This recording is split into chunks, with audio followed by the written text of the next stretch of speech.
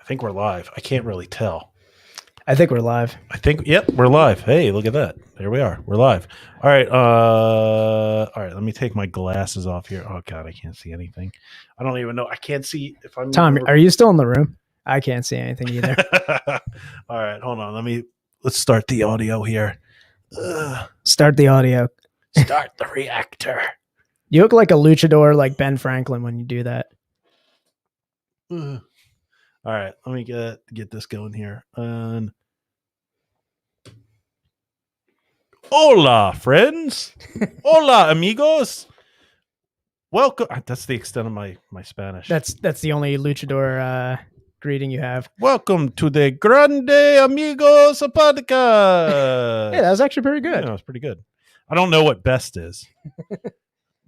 I just know Grande. Yeah, it's good. No, it was good. Yeah. I don't even know. You stuck the landing. All right, everybody. Welcome back to another episode. We're at 91. 91.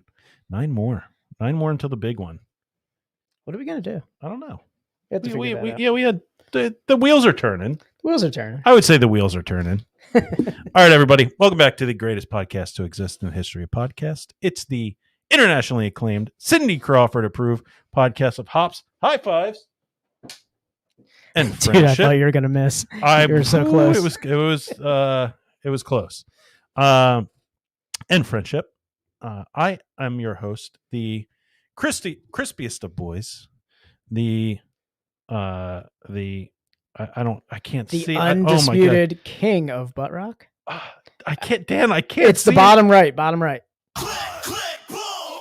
Yeah, got it, nailed it. It's I'm blind too, and I saw that from here. Nice. I am the true American pale ale. Tom. And I'm your other Tomas. Currently the blind bat over here. The Royersford Rattlesnake. Yeah, find that. Yes. I'd ask you to throw me a beer, but I doubt you have any aim right now. Well, I mean, this is the bat mask calling the luchador Mexican. I don't know. I tried to make the pot calling the kettle black. I would miss you, but you wouldn't even see it coming in. I wouldn't know. It would just bounce off of this like perfectly polished forehead I have now. It's Dan. There we go. See, Daniel. See. Yeah. So these masks aren't going to last very long. No, I can't see anything.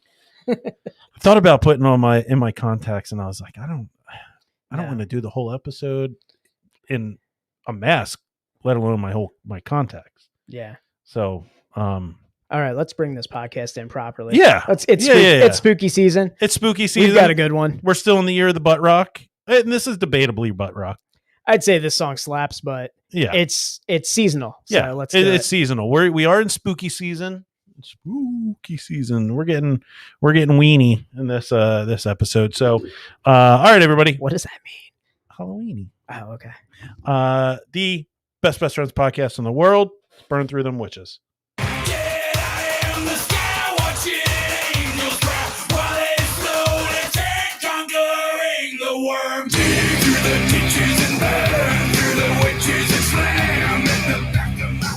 Great choice this time around. Really is. This is a real slapper.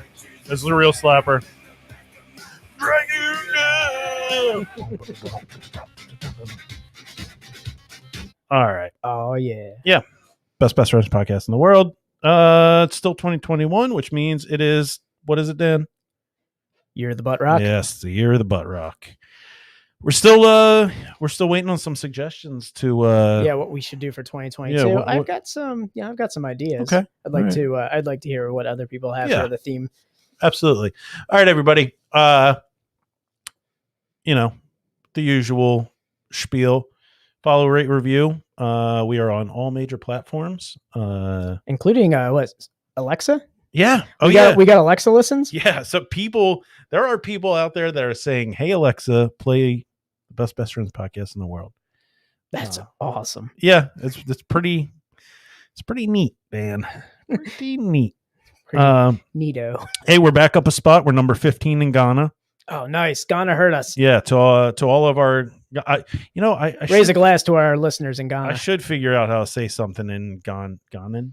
Yeah, like we should see what cheers is and Ghana. Yeah, whatever. Ghanan. yeah. We'll get that right. We'll get it. Yeah, we'll nail it. We haven't done our research. Number 15.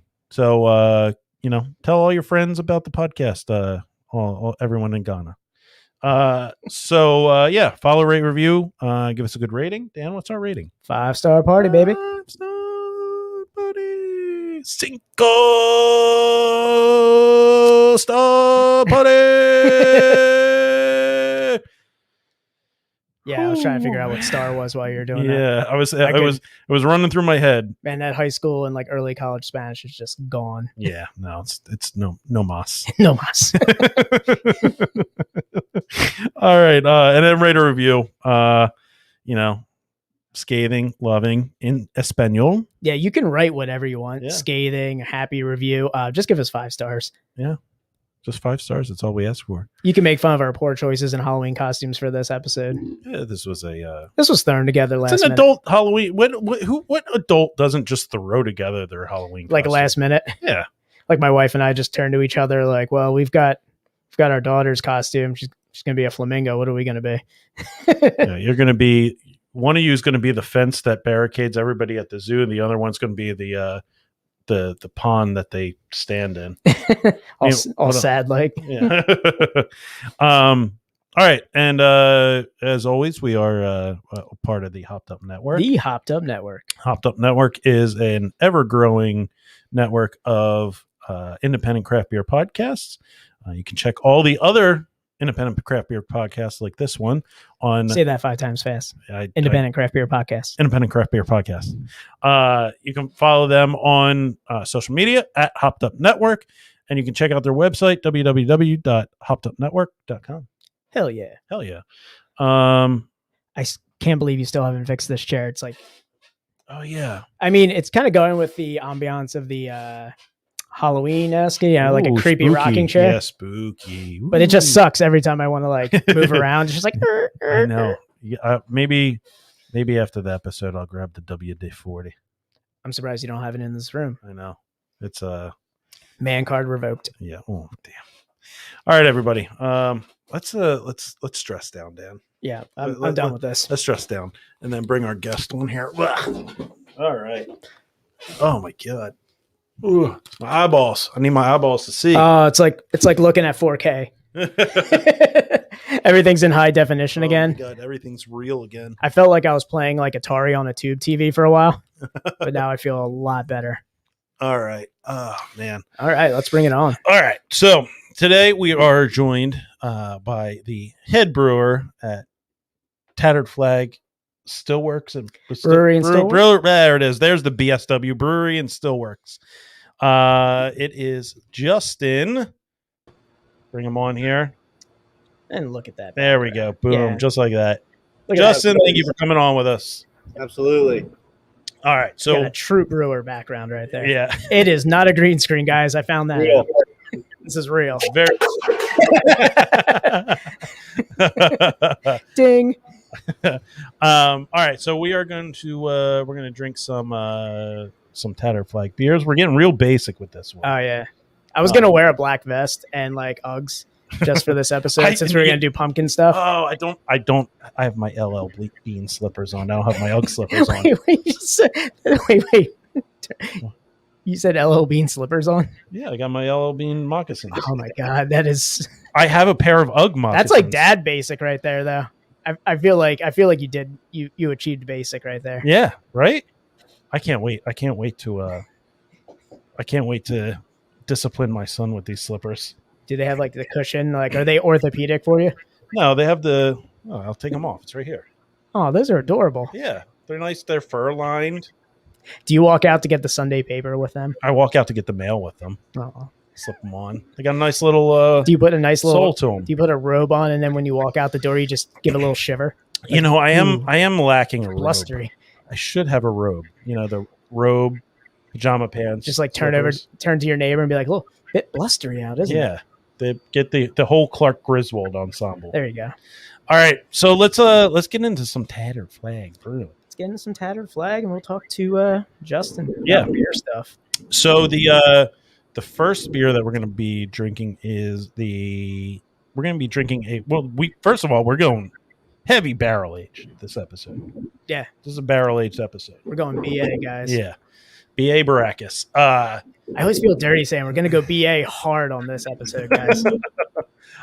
So we're doing the barrel aged P is for pumpkin. I got to pull it up right here, too. Okay, cool. You gotta Awesome. pull it And up. while I grab the beer, if you want to tell them where you're looking that beer up. All right. Well, where we're going to be looking the beer up.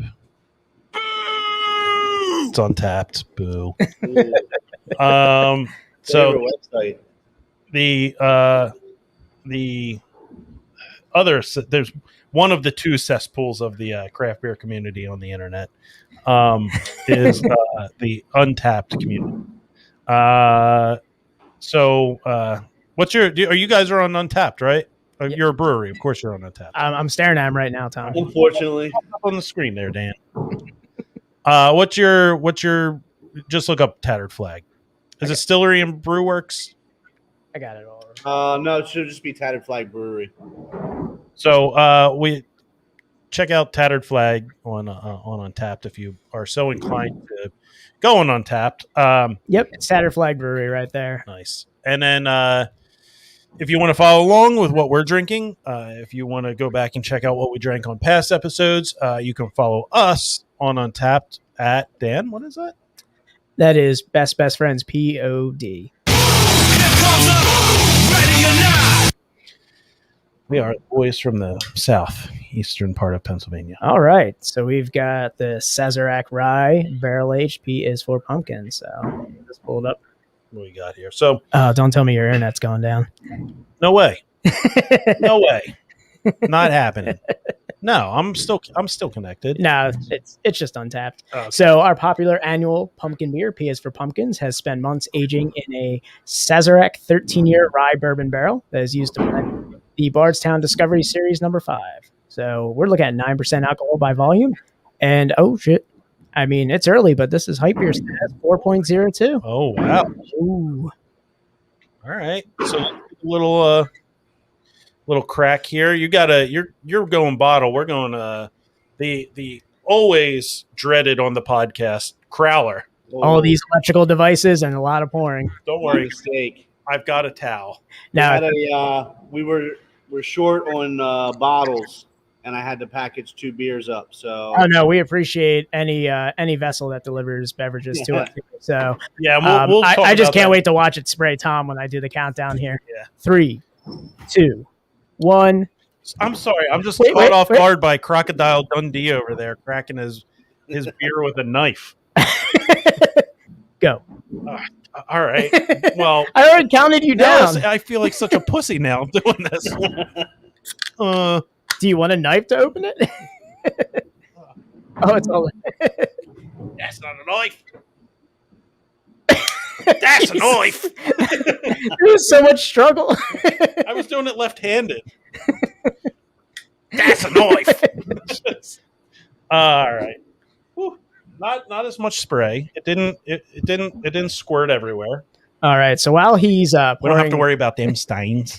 while you're pouring this out, because it's going to take a little bit. What is this Bardstown Discovery Series number 5 that is in the description? So that is it's a limited release bourbon that Oh, okay. they collected a variety of popular bourbons and blended them to their liking. So I kind of just added that in there. I recently got really into bourbon. Don't do it. It's really expensive. It is. And I kind of just added that in there for the bourbon snobs who would say Sazerac doesn't make a 13-year rye. They make I think they make a 12 and an 18-year rye that they sell that's available. But they never released a product as a 13-year rye. So I just added that in there for the delightful users of Untapped that always have something to say. Did you really get a comment? Did you get a comment? They were like, actually. Not yet, but I don't. my faith in humanity is at The an all-time low. Sir. the bourbon / whiskey community might be the only community worse than the craft beer community as far as the know-it-alls. You get a lot of actually, bro. Actually, Yeah, ACK. I just have to commend Tom with the excellent pouring you've been doing here. Thank you. Like, Thank you. I haven't seen a single drop on the desk. I know. My MacBook is still intact, so I mean, you have 72 crowlers spill on you. You're bound to get one right. oh yeah, we're at 91 episodes. That's probably a fair assessment right there. Yeah. All right, let's dig into this. I know. I've just been staring at it. I had to give it a nice little smell because I knew I was going to get. Yeah, it smells really good. All right, boys. Slancha. Cheers, man. It smells like whiskey so much. I know.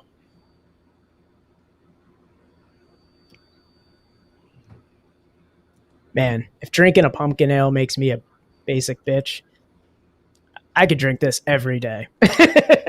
It's got a bite to it. Oh man, it is nice though.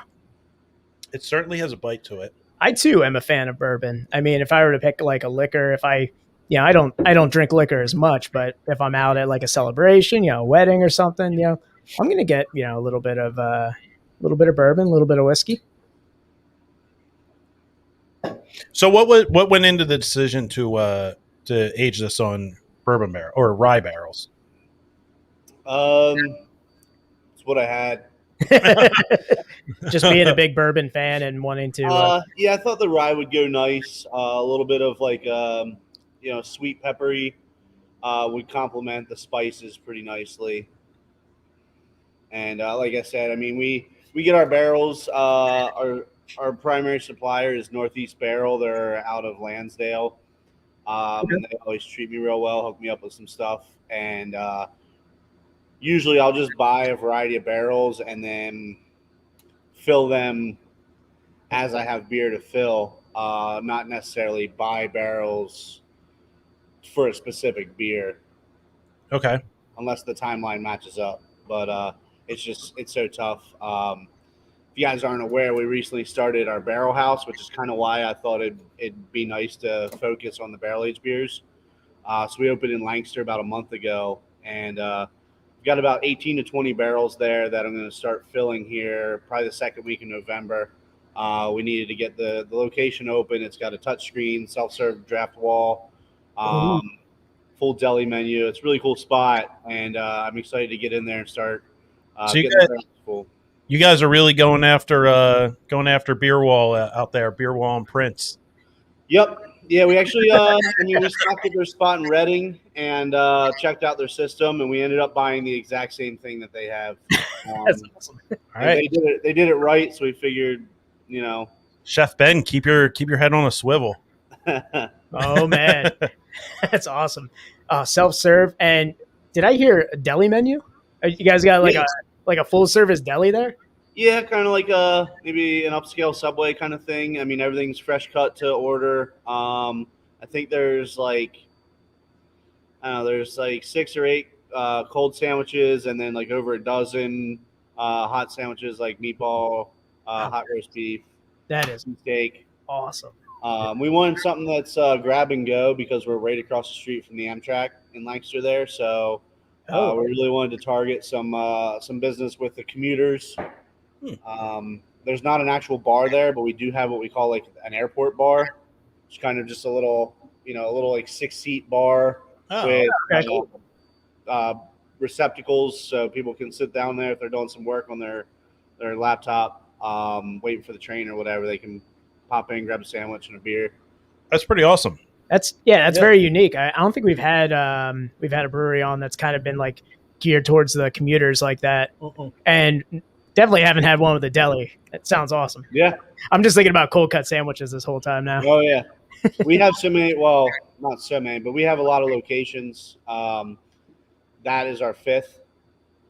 So each spot we try to make a unique experience, and that's that really fit well for Lancaster. And then we have our casino location inside of a casino. It's a little bit more upscale.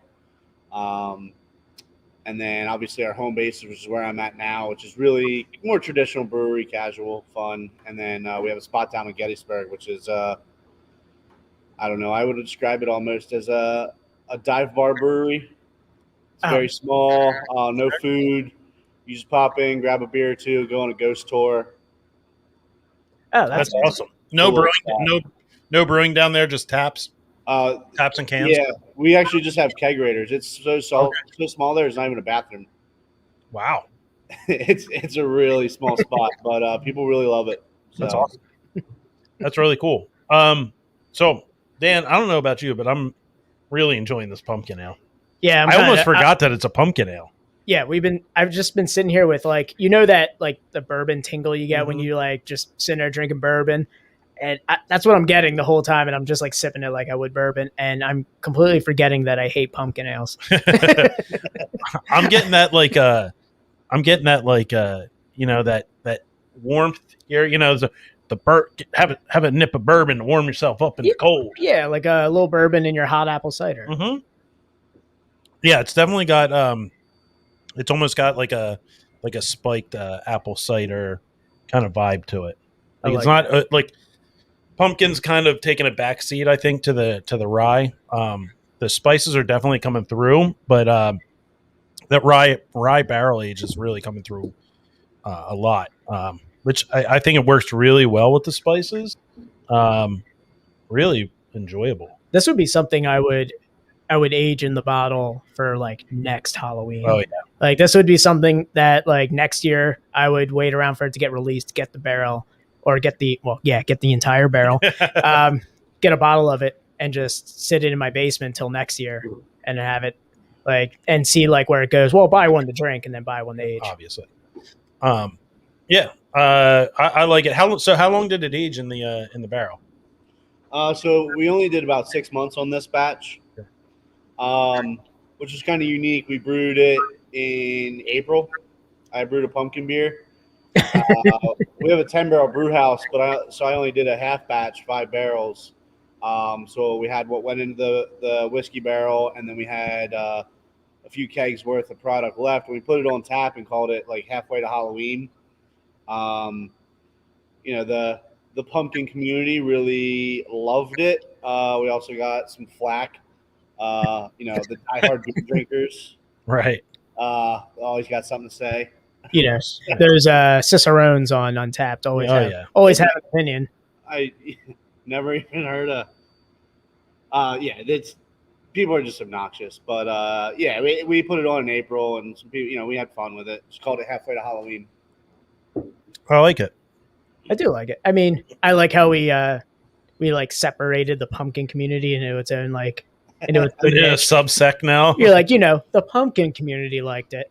I didn't know that there was a subsect. Oh yeah, yeah. They're choking out the ignorant people with their scarves. Their Burberry scarves. Just coming over there with piano wire and Burberry scarves. Shh, sleep. All right. So, how did you get into brewing, Justin? I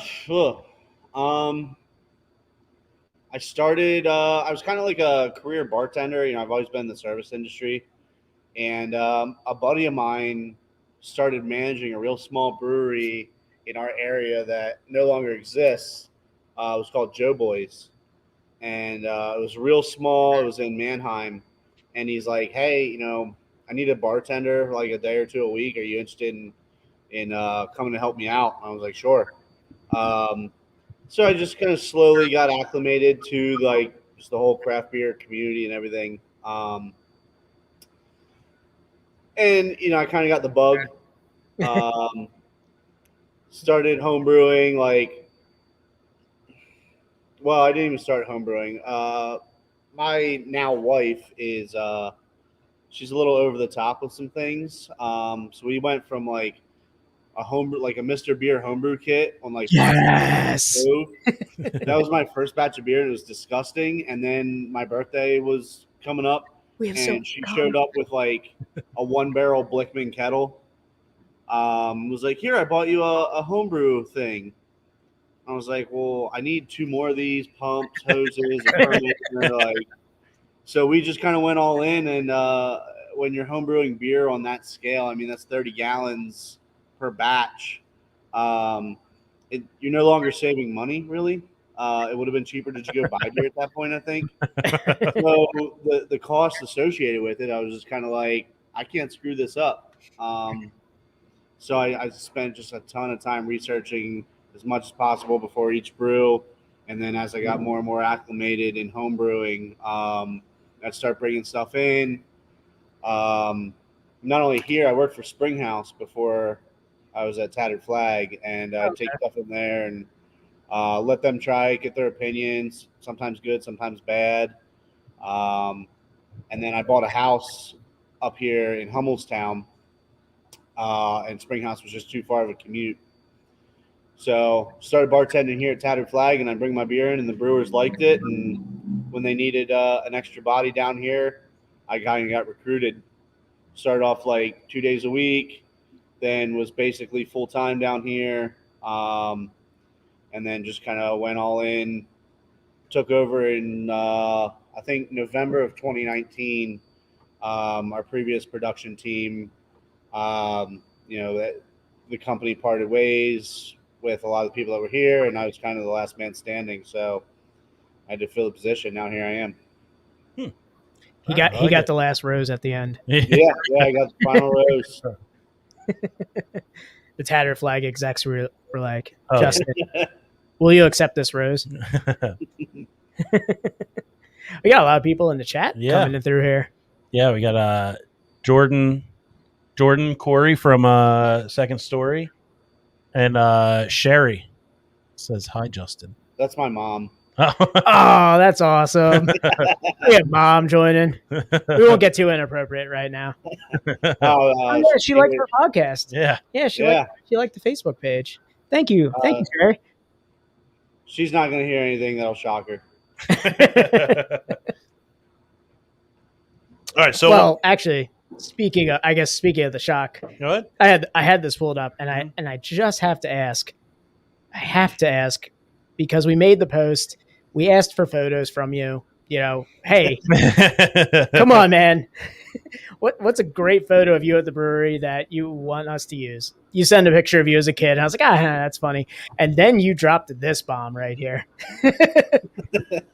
If you guys can see that is, I believe, Justin at a Jerry Springer taping. Oh yeah. So how the hell did you do that? It's actually a really unique story. I just told it this morning to some of my team because they saw the picture. Actually, my boss, the owner, kind of screenshotted it in our chat group, and he was like, "This made my day." He's like, "I had no idea you're on there." It's a pretty old photo. It is great. We were also on Steve Wilkos prior to Jerry. They're all shot up in Stamford, Connecticut, which is only like a little over 2 hours away, right north of New York City. But so ultimately, we went there. We went to Steve first, and that's a little bit of backstory. We went to Steve. You get free tickets, but you got to get in line, and they only let so many people in. So we went to Steve. We got up extra early, behaved the night before, went in there, and like everybody got in. So we went to Jerry. We stayed out like partying all night the night before. Everyone was hungover in the morning. We had to go down to the studio from our hotel. And I was like, "Don't worry about it. Like you don't have to wait in line. It's bullshit." And I was wrong. The line was huge for Jerry. Typical beer nerd fashion: getting up early, standing in line for it, getting tickets. So we're in line, and we have a group of like 8 people. We like made friends at the bar the night before. Actually, my one buddy who's behind the Tattered Flag logo in that photo, he like got in some random dude's car and was like, "We're going to a party in New York City. Let's go." Dude got out of the car. We don't know that guy. And it was like a 2-seater car, so nobody could even go with him if we wanted to. He's like, "No, I'm going." So we had to like pry him out of the car, and we invited that guy. He's like, "Yeah, I've been wanting to go forever." It was like kind of this like ghetto dude, and we're like, "Nah, this seems a little off, but like whatever, he seems friendly." And so he came up, met us the next morning, like bought us all breakfast. He's like, "Yeah, let's go, let's do this." So we're standing in line. Like I said, 8 of us, and then there's a young couple in front of us, and we get up to the front of the line, and they shut us down. Right in front of the young couple. They're like, "Sorry, guys, the set's full." And like at this point, I feel like crap because I'm the one that said we don't need to get there early and wait in line. The hangover really starts setting in. Yeah, and we're like, great, we drove the whole way up here. Like this is the whole reason for our trip, and now we can't even get in. So again, my buddy who's behind the logo here in the picture, he is like still drunk from the night before. And when you're at the studio, there's this huge like corner, just 10, 12 foot high glass panels that just make up the whole corner of the studio. So you can see right into the lobby, and there's like this small little like security room where you kind of make your way in, and then this just big lobby full of chairs, and they kind of explain the deal to you in the lobby. He walks in this like security room, walks right past the security guard, says what's up to him, and like just has that confidence, like he knows what he's doing. And he goes over and he grabs a lanyard that says like an intern's lanyard. And he walks into the lobby and starts like hyping him up. He's like, "Who's ready to see Jerry? Let's go!" And like has the crowd like cheering, and like he's just hype manning Jerry to this whole crowd of people in this lobby. He just became a production assistant. Like he just walked in and just became the PA. He's like, "Hey guys, who's ready?" Yeah, nobody questioned it because I went to school from like University of Connecticut. And he goes, "I think we got some room for some more people." He goes, so we're all standing outside the glass, wondering what the hell he's doing in there. He's like, "Send that group in." And some girl came out and got us and said, "Hey, they said there's room for you guys." So we all walked right in, like got front row seats. My buddy was up on stage with Jerry, like shook his hand, was dancing on the stripper pole. Yeah. He got to like climb the pole. He was dancing on it. Got the whole experience, man. It was wild. We're all just hungover. We're like, what is happening right now? And then he went and just sat down next to you? Yep. And he just sat down, like just took his lanyard off, and nobody. We actually almost got kicked out for being too rowdy. Too rowdy at Jerry Springer? Yeah. They hold up signs to tell you when to boo and clap. And we just were like, we wouldn't. And then they take the sign down.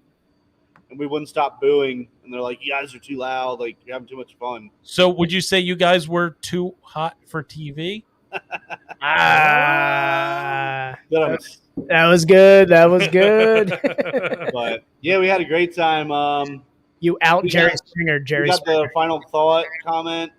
My buddy did. Like we had a blast. Well, he was the production assistant, so yeah. Yeah. All of a sudden, like we finished, he has a headset and a clipboard. He's getting waivers from everybody. Yeah. So this, if you look up the episode on YouTube, it's called "He Sweet Talked Me," as you can see there in the photo. So that picture is actually like just a freeze frame of the live taping that we just pre-shot. It was the most perfect response to. I've never gotten a better like brewery picture from a brewer. Like, "Hey man, just want to get a picture of you. Like, it could be at the brewery or just something you want to put out for promotion." And I got the kid picture, and I was like, "All right, cool, that's funny." And he gets sent this. I was like, "Solid gold. I don't want anything else." And trust me, I spent like the last 2 days looking at your Facebook and Instagram, looking for a picture. Like I already had a few lined up in case you didn't respond, and then it just came through. I mean, it was like I could feel Dan through like the text, be like, "Well, that's the one." Yeah, excitement. There we go. Say no more. Yeah. I challenge all the other brewers that we're going to have on this podcast to have a better one than that. Yeah, outdo that one, outclass that one. I don't think it'll happen, but a boy can dream. Yeah, and a boy's dream. Oh God, no Dave Matthews Band on this. All right, so What do you got going on right now as far as like what do you got in the tanks behind you? Actually, I still got to pitch yeast on. Just brewed a Doppelbock today.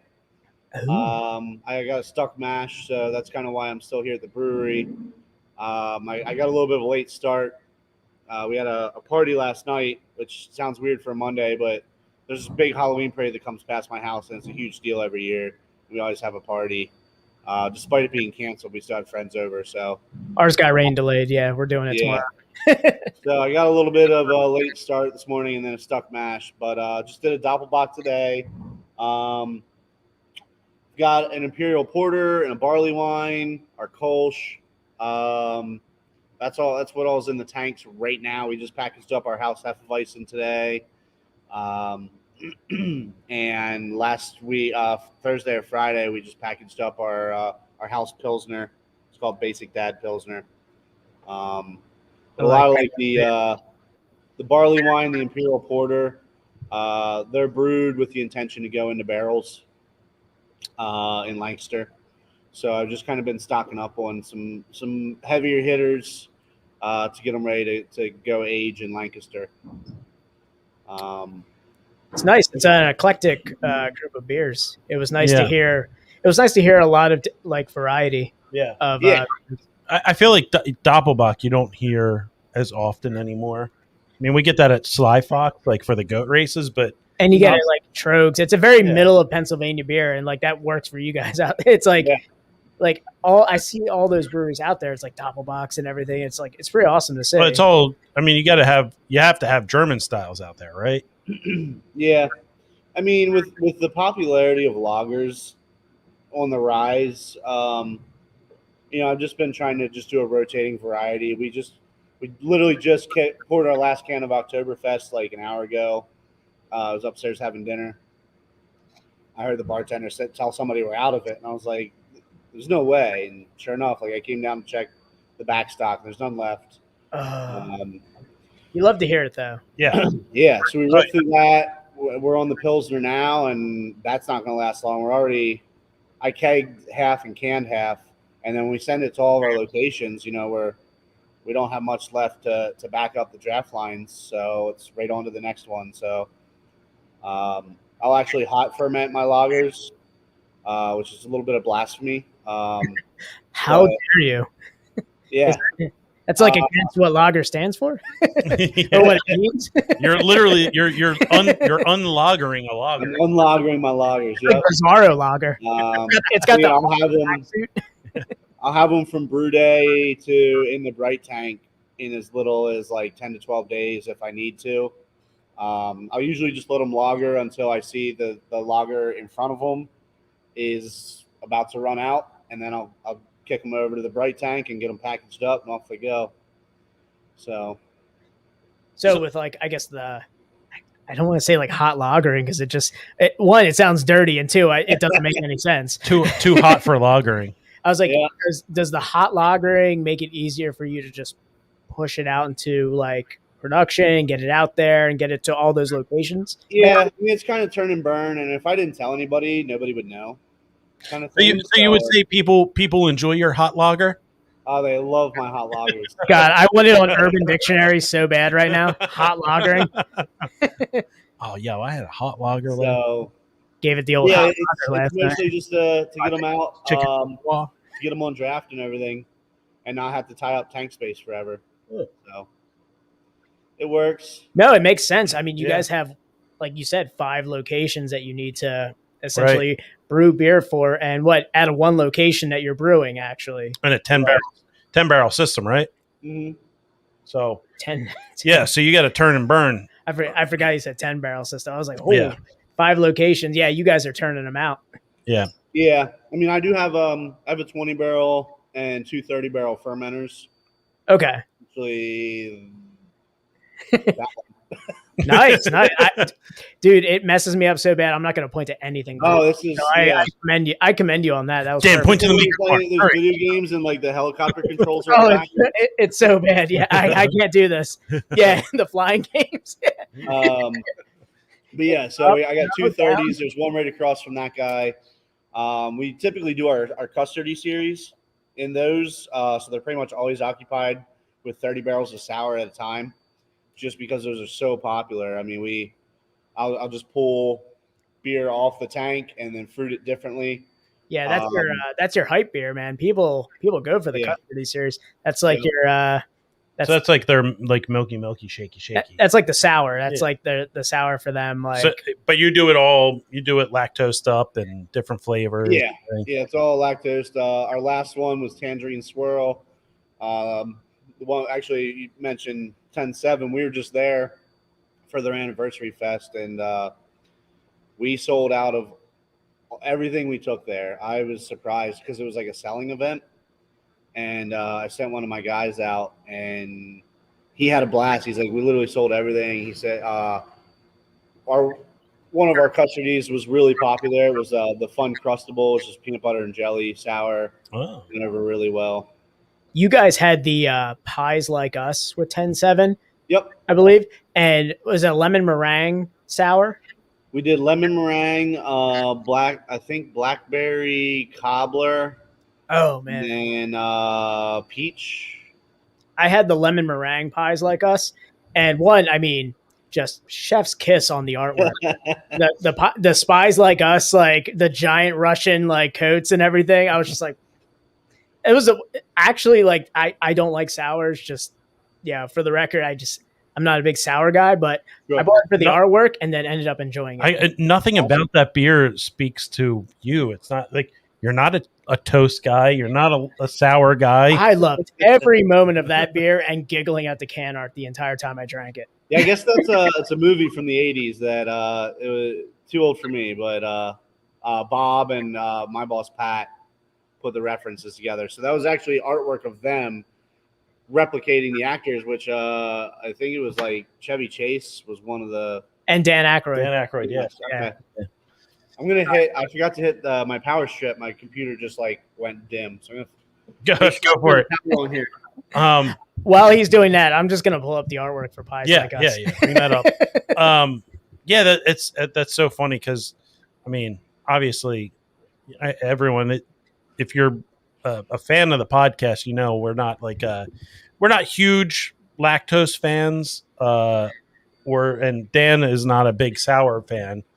So nothing in that beer is like says like, oh yeah, I should give that to Dan. Yeah, this was bought like really just on a 10-7 trip, and I saw. God, I wish I can get a really good picture of it, but there's not any good pictures on Untapped for it. But it's just Untapped, of course.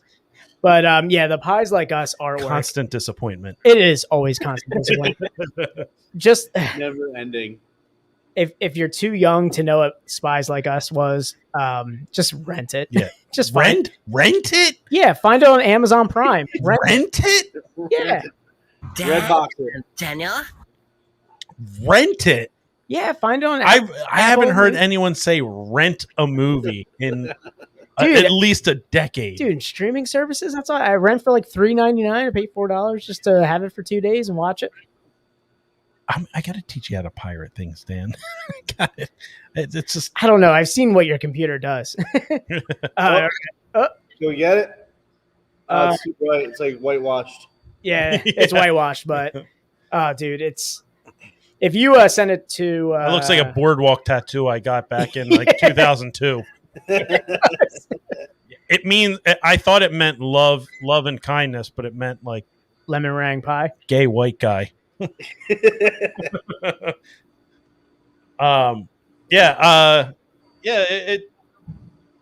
to your nearest Blockbuster and rent Stop it. Come on. You can rent on Amazon Prime. Rent this movie with Chevy Chase and Dan Aykroyd. You can still rent movies, Tom. Come on. But don't call it. Just go stream it somewhere. You stopped uploading movies to the Plex, man. I know. I have to pay for movies now. I know. I lost my access to my VPN. See, that's what happens. You have one guy, Tom, who pirates all the movies for you, and then he goes away, and I'm forced to buy movies. Yeah. Yeah. I mean, it's just. Thank you for Shudder, by the way. It's been awesome. Yeah. Has it? Yeah. Those outrageous awful. outrageous, horrible horror movies. It's been great. It's spooky season. Speaking of spooky season, Dan, check your messages. Oh. On your laptop there. On your laptop. Yeah. So Spies Like Us. I think that's like perfect. Like I think Bob is like a perfect. He's a good Chevy. Oh, it didn't come through. It's on Android. Don't worry. Oh, I'll get that's it. right. Yeah. Android. Yeah. Who's what, Android? Oh, Yeah. sorry. It's okay. You guys will catch up soon. I switched from iPhone to Android back to iPhone. I know you've done a weird transition. I know. I was just having this conversation with my wife that with those the new Galaxy flips and folds. Dude, I saw one in the wild at a brewery too. Guy was taking his brewery photos with one of the flips. I want the fold. Weird. I want the fold so bad. I want the one that flips like a flip phone. I want that one. I see. In theory, I want that one just for the flippy action, just like the fidget for my autism and flippy action at a distance. Yeah, exactly. But the fold would get much more. I would get much more use out of the fold. Out of the fold. Yeah, but I'm too integrated. I'm too into the Apple ecosystem at this point that I can't escape it. I'm Skynetted. I've been Skynetted into Apple. He's actually the real actor who's going to be taking over for Morpheus for Lawrence Fishburne in the new Matrix. Wait, Fishburne's out? Yeah, there's like a completely new actor playing Morpheus, and they didn't even say anything about it. By the way, Pies Like Us is about ready to come up here. What the hell did you do, Dan? I don't know. Am I out of it? All right. Well, the podcast just got a lot better, folks. Mm. I don't know. I tried to share my screen, and all of a sudden I crashed. Yeah. Doesn't like that. All right, Justin, we're gonna vamp here while Dan is. You're actually frozen too. I'm frozen too. Well, on your end, yeah. Am I frozen on your end, Justin? Not at all. Okay, I guess it's just me. Yeah. No, you're working fine on the Android over here. Nice. Wait, are we on your phone? No. Well, you are, but also my PC. So okay. I'm glad he's watching the phone. All right. Something went wrong. Yeah. They spied like us on your MacBook Pro. Man, that's enough. Hold on. I might be back in soon. Oh, there you are. Hold on. Boom. All right, get rid of that, Bruce Wayne. There we go. All right. Hey, we're all back together. Nope. Wait, did we lose Justin? I don't know. We lost Justin now. Hold on. Oh, there he is. We're back. All right. Let's rein everything in here. There we go. This beer label has destroyed the podcast. Yeah, for some reason, as soon as you sent this over, it was like a virus hit the stream. But Bob is he looks like old Chevy Chase. He does. He looks like community Chevy Chase. Bob, don't arrest me. You can't arrest me. You're retired. He's retired. He can't arrest you. What's out of your jurisdiction? I'm out of your jurisdiction. So you guys have done three? You've done 3 iterations of Pies Like Us? Yes. Have they all been brewed at 10-7, or are you guys doing like a home and home? They've all been brewed here. Okay. So. Do you have one on the docket? We do not. So I know when you guys did your podcast with them the other week, we got some barrel aged stuff going with them right now. Yeah, they were talking about that. Yeah. So Pat and I went and brewed with them last November, maybe, at their spot, and then Pat has been on deployment since December. So, undisclosed location. Yeah, undisclosed location. Yeah. Yeah, we were told if we found out what it was, that the government was going to drone strike us. Yeah, we were getting. So he is away. And,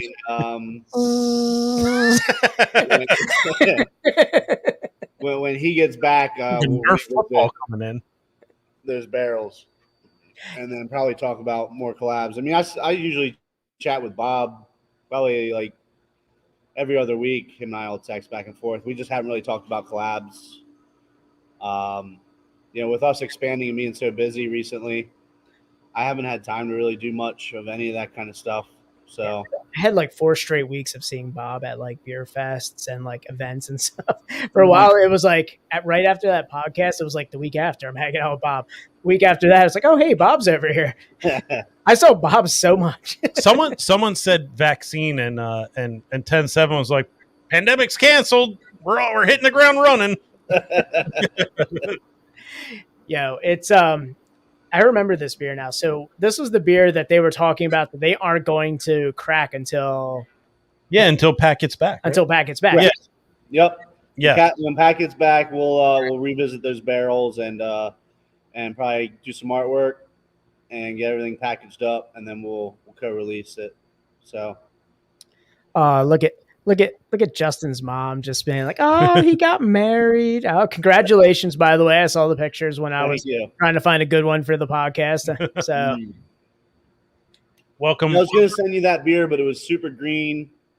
And I gather that you guys aren't big fans of New England's. So maybe I'm wrong.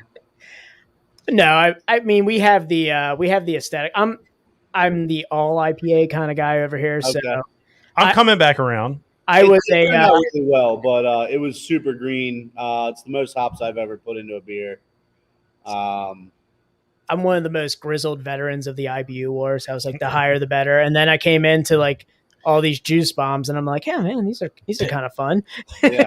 Dan comes out of his house. He's like cat piss. My whole palate is cat piss. Do you remember 100 IBUs? I don't.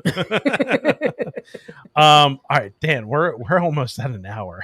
Man, let's crack into this. Let's wrap up P is for pumpkin, and let's crack into this Scallywag. Yeah. I'm excited for another barrel aged. Yeah. So final thoughts. Yeah, final thoughts. Yeah, we're pulling from Jerry Springer here. Final thoughts. Final thoughts on the beer. We should really get the final thoughts from Jerry Springer to put up. We've failed at that. I really enjoyed it. I for a rye barrel aged 9% beer, drank really easy. It's a little dangerous. I mean, I'm glad that it comes in like a bomber bottle because the conversation went well with it. Like it was one of those beers that I just kept drinking, and just that warmness and like on the palate of the whiskey. It was like a fireside chat here for a little bit, just like hanging out, drink a little bourbon with your friends and like chatting and like just having, it has that mouthfeel of like a good bourbon. Yeah. 100%. It drinks like that too. It drinks like that. Like, you're just like, you're hanging out at a wedding. You have a bourbon or a scotch in your hand and just sipping back, talking. It's one of those things. Is like kicking it back real hard because you're on a time crunch. Right. It just goes back. Yeah. That last sip did go back real easy. Yeah. All right. Let's get into Scallywag. Let's do it. So I'm going to pull up Scallywag, and while I'm pulling that up, why don't you talk about where people can look up Scallywag eventually if I get caught up. It's a one-man show with Untapped. I'm just waiting for Tom to start doing it too. Yeah, well, you always say like, "Oh, yeah, I got it pulled up. No, I said, to update it. We're really far back. Update it. Here we go. Okay. I got Scallywag pulled up, right. but hey, guys, follow us. Yeah, you can go on Untapped and follow along with what beers we're drinking currently and what beers we've drank on past episodes. That's Best Friends Pod. That's Best Friends POD. I'm not going to miss an opportune time for new metal. All right. All right. So Scallywag, we've got a. I like you guys call it a lactose stout. Like a double milk. It's like lactose stout brewed with our friends from Big Dog Brewing Company, fermented with sweet coconut flakes. So is this the same one? Is this the collab you guys did with? Okay, I just want to make sure I got the right Scallywag here. Cool. Fermented with sweet coconut flakes, conditioned on unsweetened coconut, then aged in hidden still rum barrels before being blended with fresh coconut. Sweet, tropical, boozy, 10%. Wait, there's toast in here? Oh yeah, it's a milk stout. You got to have that mouthfeel in there. All right. Well, let's Let's Ready crack to this thing. Oh, are they gonna? Or is he already drinking it right Yeah, now? he's already Oh, I haven't taken a sip yet. It smells so good. All right, 1, 2, 3. Oh, that was a good crack. Ooh, actually some missed. ASMR here. I know. I was gonna say, was that the bottle opener hitting the mic right there? Because No, it's sliding off of the cap. it just had a perfect like seal break. It was like, I was like, nice. By the way, we should do some ASMR with our We should. beer cracks. Maybe we can get more followers that way on Instagram because we just can't get the followers. Running OnlyFans. Well, we were going to start an Only Cans, like yeah. so exclusive beer content, but apparently somebody already bought the domain for Only Cans. Yeah, we're gonna do. I mean, who knew that somebody would be on the hunt for onlycans.com? Look out for our bottle/can opening for Sleep No Talking on YouTube. Or just my exclusive beer content. Hmm. All right. It smells delicious. Rummy. Boys, Sancha. Cheers, man.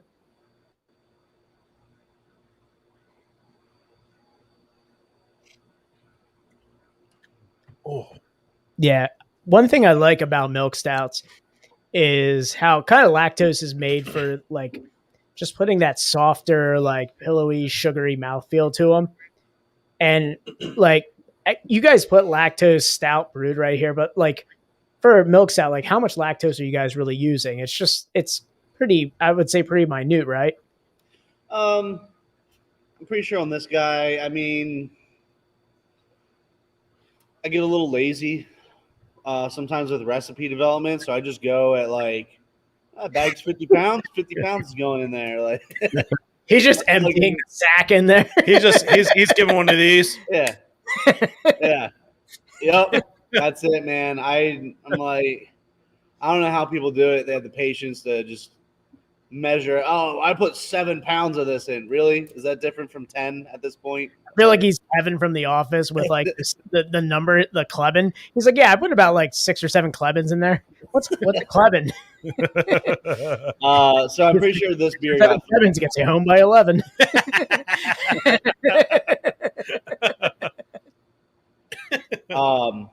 Yeah, I don't know if you heard. I'm pretty sure this beer probably saw about 50 pounds of lactose. But for a higher grain bill, I mean, that's on the lower side. Like our milkshake IPAs, we usually do 100 pounds. Yeah, I would say with the ratio, you put it seems small based on the ratio, especially for something with roasted malts and stuff like that. Mm-hmm. Like you want that milk stout to have that, I guess that stereotypical kind of mouthfeel and taste that you get with a milk stout with it. So this is awesome. I mean, the coconut's really I want to. So I love coconut flavor and I hate coconut texture. Okay, so you just hate like the fibers of the coconut. Okay, yeah, eating it like chomping into it like an almond joy. Yeah. Meanwhile, I'm like shotgunning like Goya coconut water with like all the chunks in it. Like I jam a knife in it. I just like chunks are fine. I mean, like the pulpy, fine, but like I'm talking like the where like a Mounds bar where your bite sounds like you're tearing where your bite sounds like you're tearing through paper. It's like it's making my molars hurt right now. It's like but the flavor, like I feel like as I'm drinking this, I'm like like it's hurting my teeth. Like it's so coconutty, and I love it. I love it. I was gonna say, yeah, this is a Mounds bar. It's delightful. Yeah. It's got that like it does have that nice booziness from the rum barrel, and it's got that like tropical vibe coming through it with the coconut, definitely. So the coconut and the rum work really well. It gives that tropical, but then you have kind of that dessertiness that you get from the roasted malts, kind of it's like a coconut rum cake a little bit. Every time I take a sip, I just want to make sure I'm not having a stroke here, Dan. Every time I take a sip, I'm hearing like a steel drum. Right, and that's me. I'm not smelling burnt toast or anything. It's just I just hear. I know how often you clean this room, but I feel like I stepped on a pop top. Wait, what? Like a Jimmy Buffett song. Not a big Jimmy Buffett fan. Flip flop. Stepped on a pop top. What does that mean? What is a pop top? Well, pop tops were old beer cans back in the day. So like the 360 tops from R.I.P. Slyfox. R.I.P. R.I.P. Mainstay still has them. Don't worry. So when those would come out, when you stepped on a pop top, that's like stepping on a razor blade. Yeah, it's like I'm on the countdown until my house is filled with Legos on the floor. How exciting! The sands of time are running out on me. Oh, so you don't have Legos in your office? Not yet. No, not yet. I do have Legos somewhere. I have a Ghostbusters Lego and I have a Back to the Future Lego. I've outgrown them, Dan. Really? Them. You know how many years I've asked for a Slave One Lego set? I feel like Spies Like Us is really not that old, and that he said it's old. Like, do you even know what Ghostbusters and Back to the Future are, man? Oh yeah. Okay, I just want to make sure that we weren't losing Justin. He's like, shit, what are they talking about? No, Ghostbusters with Melissa McCarthy. Boba Fett ship, right? That's Slave One. Yes. Okay. Yes. All right. Yeah, I'm just not a big movie person, really. Like, also, I'm only 33. Star Wars thing to get us back Did in. you say you're only 33? Yeah. And you didn't know Spies Like Us? No. We're 35, man. Yeah, we're not that far off. Yeah. You're like, oh yeah. I'm way too young for that. Like, dog, you were born 2 years after us. It's making my knees hurt over here. I just want to be a person, like, you know. All right. So, how much coconut flake went into this? A lot. Yeah, I can tell. A lot. Like, I love it, and I'm not saying that in a bad way. No, I love it. at all. I love that. Like, coconut's such like a subtle flavor that it could really get lost in there, and it came through really, really nice. Well, it's kind of a secret ingredient that I found, and maybe it's not a secret. I don't know. Like, I've never heard of it. We started with sweetened coconut. Is it anthrax? Is the secret ingredient anthrax? No, it was so on the backside it was coconut flour. Oh. That's and got it a is little bit super intense. That's Also gonna very expensive. I think I bought like 5 pounds of it, and it was like You almost got fired. it was almost like $500. So this is like anthrax for like gluten-free people. Like they would. I wasn't. Anthrax. Yeah. Yeah. If that helped, the coconut really shines in this. That's the thing, and it's the real MVP of this beer. It tastes like a Mounds bar. Yeah, and that's what I want. I just want the flavor of the Mounds bar. I don't want the mouthfeel of the Mounds bar. You're just like ripping paper and you're just chewing through it. Like, you ever just like, it's like biting into a candy bar and like hearing the sound of biting through it. Like when you shouldn't. It's not like nougat. It's not like a Three Musketeer. You just go right through it. It's like, I'm just going to make ASMR. God damn it. I'm going to make Mounds AMSR. All right. So let's talk about statewide shipping. Let's do that. So we got a box. A supply drop, a proper supply drop. So when you guys send out beer, do you guys do it as this supply drop, like with like artwork and everything? That's awesome. Yeah. Yeah. This was like I was walking into my house and I saw it on my porch. I was like, oh, cool. You know, I went to pick it up and I was like, this is way heavier than what we're going to drink on the podcast. I'm not going to try and find Uber in the middle of Chester County, Pennsylvania. No, we've on a Tuesday. Yeah, fool me once. Shame on you. Not gonna fool me again. You guys, great packaging. It came in like 2 days. Not even. It might have been next day. I don't. Yeah, it's usually next day. And you guys are doing statewide shipping through the whole Yep. Keystone State. What's that? And you guys, Through the whole Keystone State? That was just saying Pennsylvania. So you guys are doing Yeah, statewide I shipping. thought you said East End, but yeah. Yep, all over. I mean, it'll land anywhere. Typically, it's one day. I mean, I've sent. I don't know if you guys know Ryan from Fueled by Hops, but I sent him a box on Friday at 6 p.m. and he had it in Pittsburgh Saturday by 11. that's awesome. So Oh man, we gotta get in touch with some Pittsburgh fam. Yeah, we gotta. We gotta merge that bridge. Yeah, we gotta As it get were. out there and put coleslaw on sandwiches or something. I don't know what to do out there. if you need an excuse, I'll be out there next weekend for Past the Cookie Table, which is a Brewfest. I I'll will not serve Brewfest. will not be able to make that because I will be in Las Vegas. Las Vegas, this guy's gonna be putting it all on black. Yeah. Oh, Yeah. Uh-oh. Did we lose him? I don't know. Did we? It's okay, we'll wait till he comes back. dude, There's I- nothing. Man, He's skipping. He There's- got it. It's not me. no, it's not you. What happened? Did we Oh. finally lose him? No, we didn't. We didn't lose him yet. Not yet. He's still cutting there. in and out. It's all right. It's Uh, great because his picture right now, I want to take a screenshot of that because it looks like the ring a little bit. It could be Schwenk. Oh, Hold on. He moved for a second. Is he back?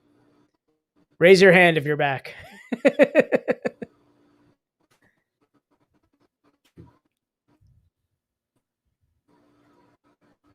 I just want to say, Tom, your internet hasn't failed. What way to jinx it, Dan? I mean, he's there. Yeah, for sure. He's taking my jokes. Well, what are we going to do here, Dan? Well, now that we're on the subject of coleslaw on sandwiches, Okay. Permane Brothers, man, such a good sandwich. I mean, I ate there. I didn't get the coleslaw on my sandwich, though. Well, actually, no, I did because it's vinaigrette. Yeah, it's not a mayo base. It's not mayo based, so it's Yeah. vinaigrette based. So I ended up getting that only because when I was there, I said, "Hey, I don't want to get coleslaw on the sandwich because I hate coleslaw." And oh man, that's great. It's like he has no face. He's just completely frozen. It's like an amalgamation of every He says- hardcore scene guy ever. Well, he says his picture looks normal. yeah, he's just way. Can you say something right now? something. Hey, All right, so we have him. The audio's not bad. Audio not bad. Video not great. Okay, so we still have him. Do we just refresh real quick? Do you Let's think we're roll gonna with lose it. him? Hold on. Let's see. All right, All right, so so we're gonna we're- take him out. Yeah. Hey, wow, I'm big now, and I hate my glasses for this glare because it's bad. Oh, I could do this.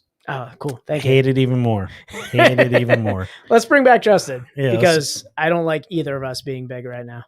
Nah, Justin's way out on this. Justin, you can hear us? Oof. It's rough. It's rough. We lost him, folks. Wait, Wait, we're nope. coming back He- around. He moves for a second and it freezes. Are you able to like log out and log back in? We'll riff for a little bit. Let's riff about milk stouts, Tom, Yeah. So while we wait for him to come back. yeah. Oh, look at us. Wait, are we on the right side? Yes, we are. Point. Okay. Touch tips. Touch tip. Ooh, there we Okay, go. cool. We're good. Okay. Phoned home on that one. So milk stouts, Tom. You're Yeah. not a toast guy, but you are a stout guy. I mean, it's not so much a toast thing. Like I don't mind a milk stout. I feel like that's an appropriate use of lactose. I agree. So I was thinking about this the other day. And I was like, where did this lactose thing come from? Who who was drinking a beer and was like, man, this beer is tasty, but you know what's missing? Milk. Like what? Where? How did that become a thing? How did that like? Who? I know like the kind of like the originator was the brewery that shall not be named. I don't think that's the originator though. But that was like the big one in this area. At least. No, I would say it's been something that's kind of been used in milk stouts though.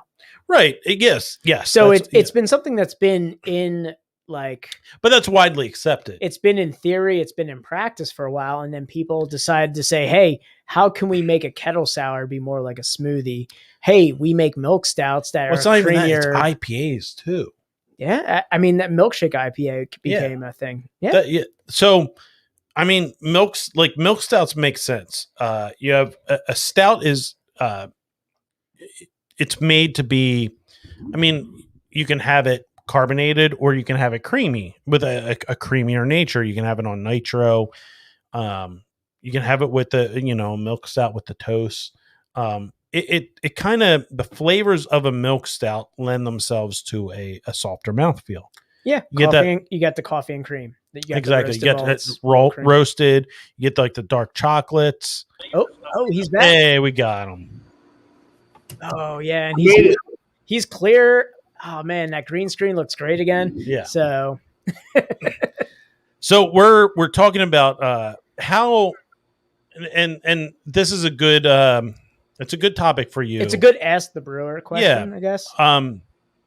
Where lactose became like a big thing. So it belongs in milk stouts, sure.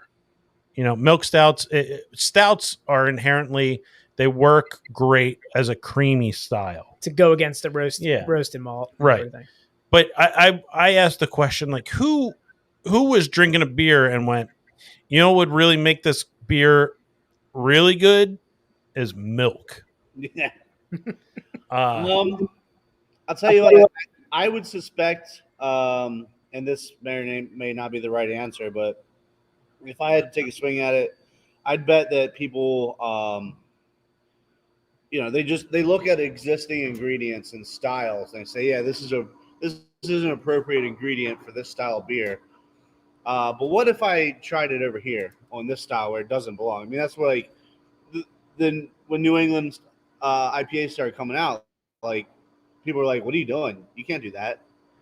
And the guys pushing the boundaries, which were people like me, like when I homebrewed, I was putting like marshmallows and IPAs, like all kinds of weird shit.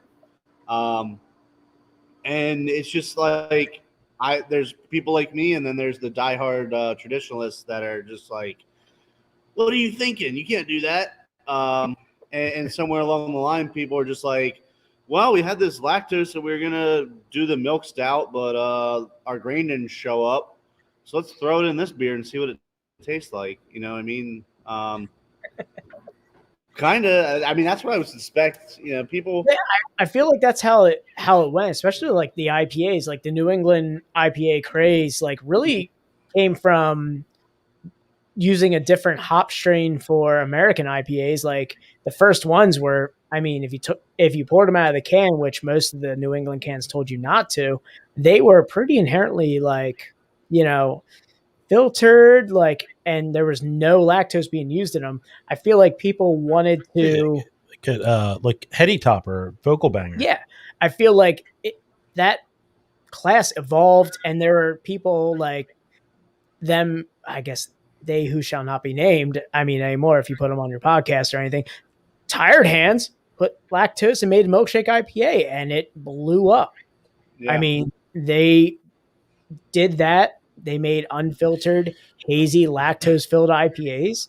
So, and before that, I remember there was something that happened between the two of us, a conversation that we had. You had a nitro IPA. Oh God.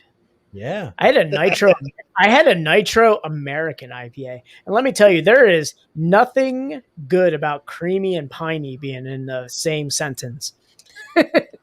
But now, I mean, you look at that when we when we had that, it was Nitro was just becoming a more of a staple in. It became like, hey, certain, let's brew put everything pubs. on Nitro. It was like, hey, let's do it all on porter Nitro. porter on Nitro, stout on Nitro, Doppelbock on Nitro. People who had Anything- Nitro systems, they were just putting and then it eventually became, what was it, Bistro?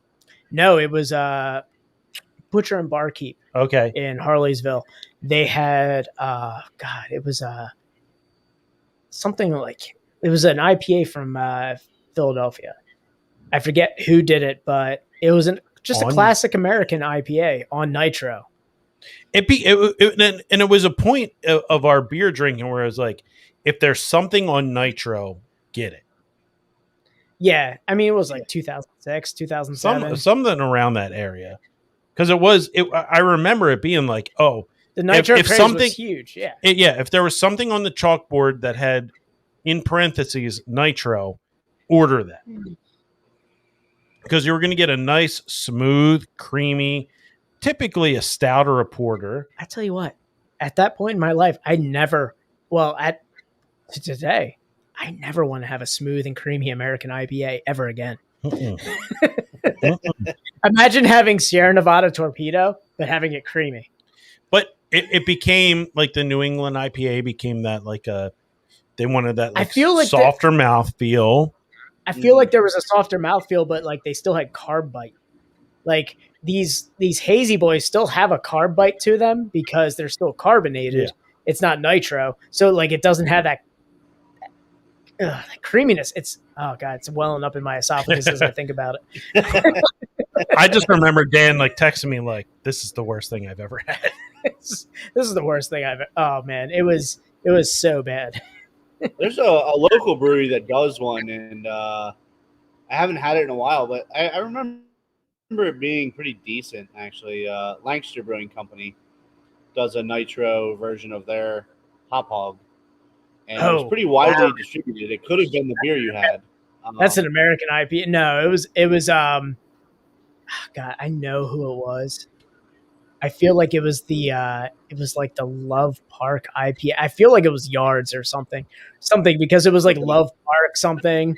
I don't know who it was, and this was way before like Love City or anything, so it wasn't them. Hop Hog on Nitro does not sound pleasing. Hop Hog in a fucking can is beautiful. Yeah, I love that beer. Yeah, Lancaster Brewing, super underrated. I was gonna say, like, you guys just moved into Lancaster, and you worked at Springhouse, so you know how like crucial Lancaster is for craft beer, and you guys just opened that perfect Amtrak location right there, and Lancaster is just a mecca of craft beer right now for Central Pennsylvania. It is. I think there's one or two breweries slated to open there. And once they do, they will take the crown from Phoenixville. If we haven't already. Them's fighting words, man. Okay. I work at a Phoenixville brewery. You. But there's a lot going on in Lancaster. It actually, we're part of the newly formed Lancaster Brewers Guild.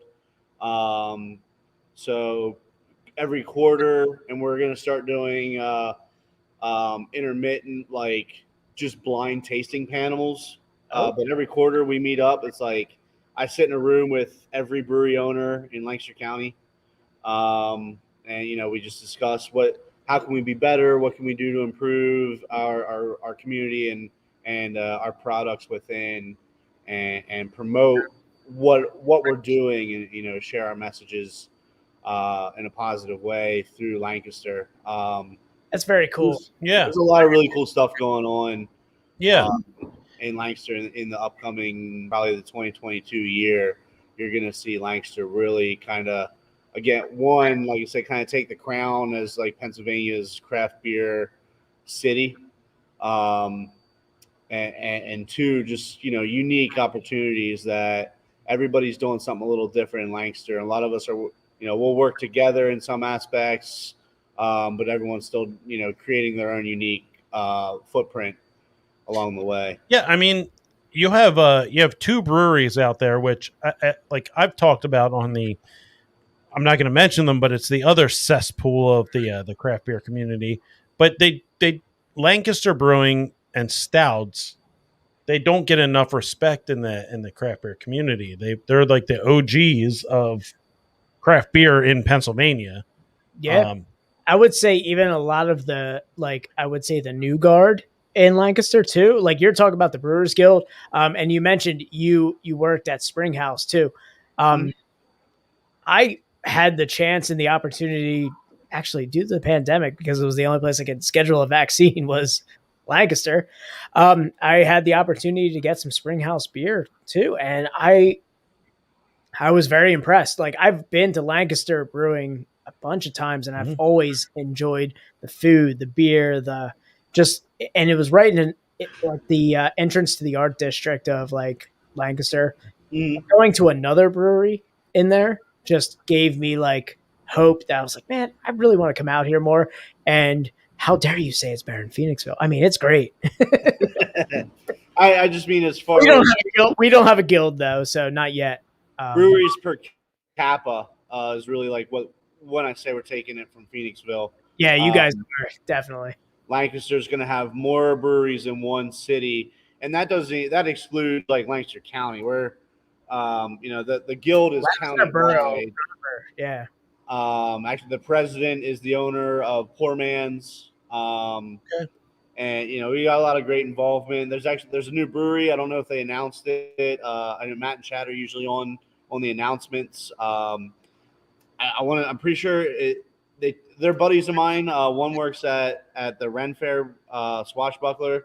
The other one works for Mad Chef, and they're brothers, and they're opening up a brewery in Lancaster County here. I think they brewed their first beer last week. Oh, so I've heard of Swashbuckler because I have a lot of friends who go to the Ren Fair, and they know I'm into craft beer. They're like, yeah, I've heard of Swashbuckler. I'm like, only from the Ren Fair. That's all I've ever heard of. It's kind of like a weird thing because I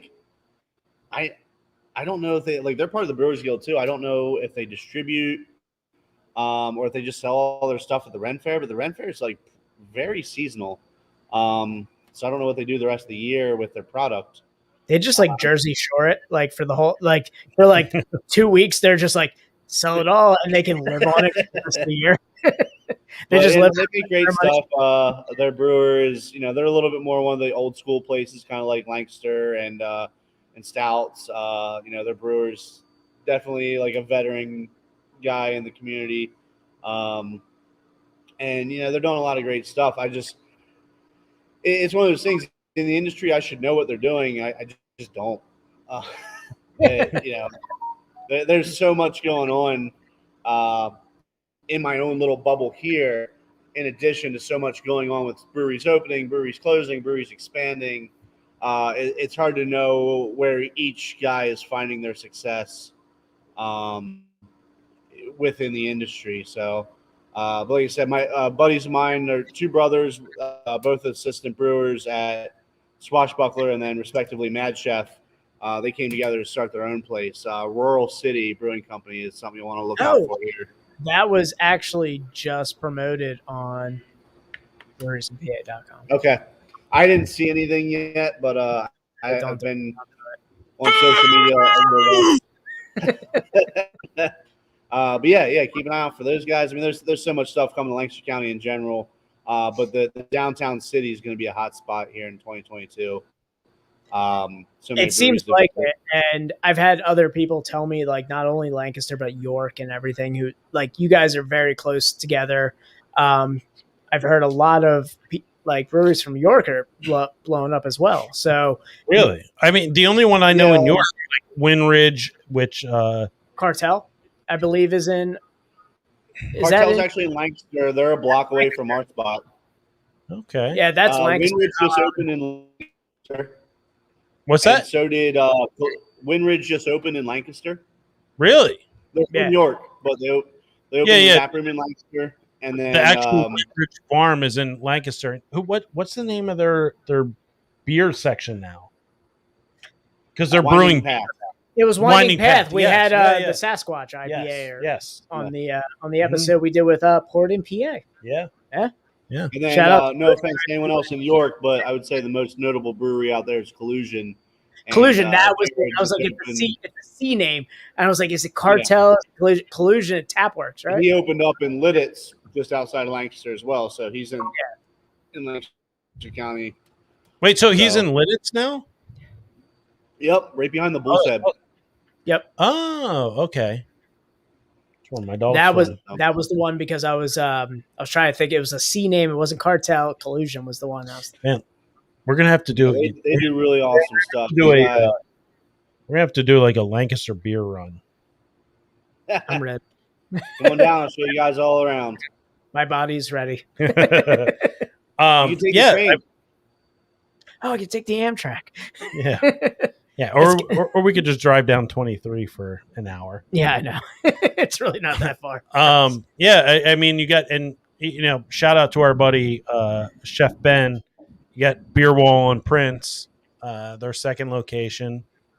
Yeah, I mean, I hope that they're serving up some of these. Oh yeah, they're always serving up whatever PA craft beers they can get, and then craft beers from all. Yeah, over. I mean, they have a great setup, and to hear that you guys adopted that for Lancaster, that's cool. That's a game changer, especially for, like you said, you guys are attracting the commuters. Maybe they're on their lunch hour, and or they're on a lay. I don't need. Is it a layover when you're on a train?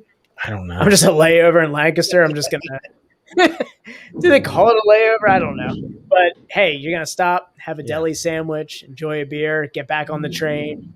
Get to every but yeah, even now, like just being able to like to have the ability to like do like a brewery hop in Lancaster, hit Lancaster, hit Tattered Flag, hit Cartel, hit this. I forgot to tell you, the upstairs of Beer Wall is an Airbnb. Is it nice. now? Yeah. On Prince? Yeah, really? It's an Airbnb. Okay. Because they have an arcade up on the second floor. It's literally the door next to the arcade. All right, I'll text you. Yeah, we'll nice.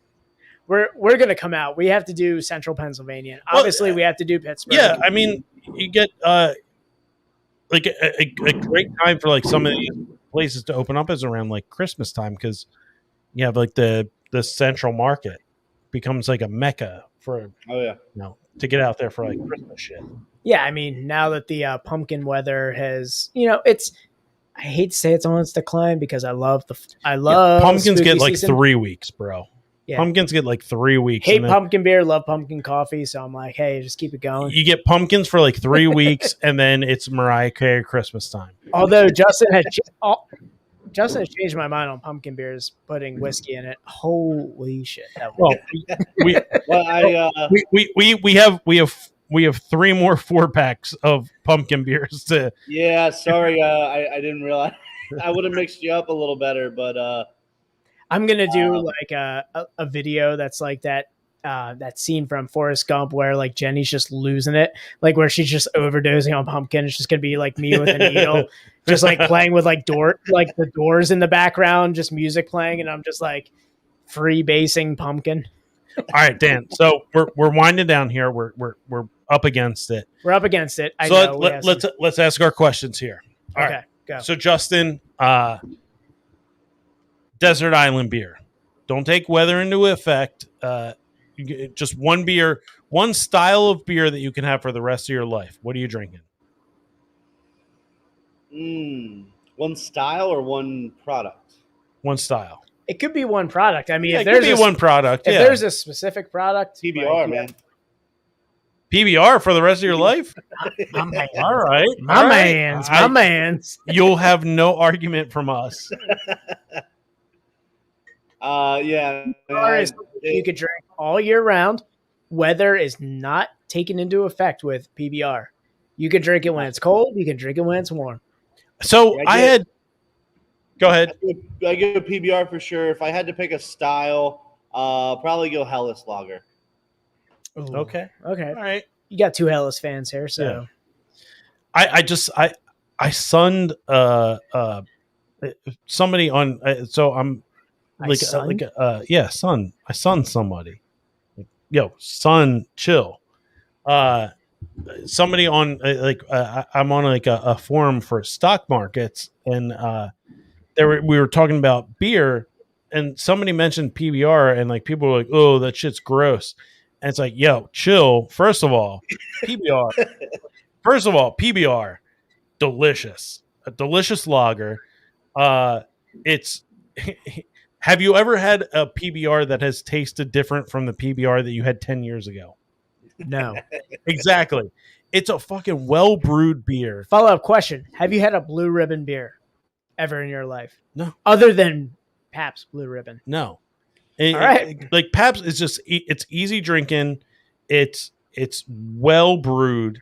And it's just consistent. And consistency is it's hard. Consistency is It's difficult. yeah. And it's just it's a beer that you can drink and you know what you're going to get over and over and over and over again, and just got like that bad rap because it's like, oh, hipsters drink PBR. It's like, first of all, fuck yourself.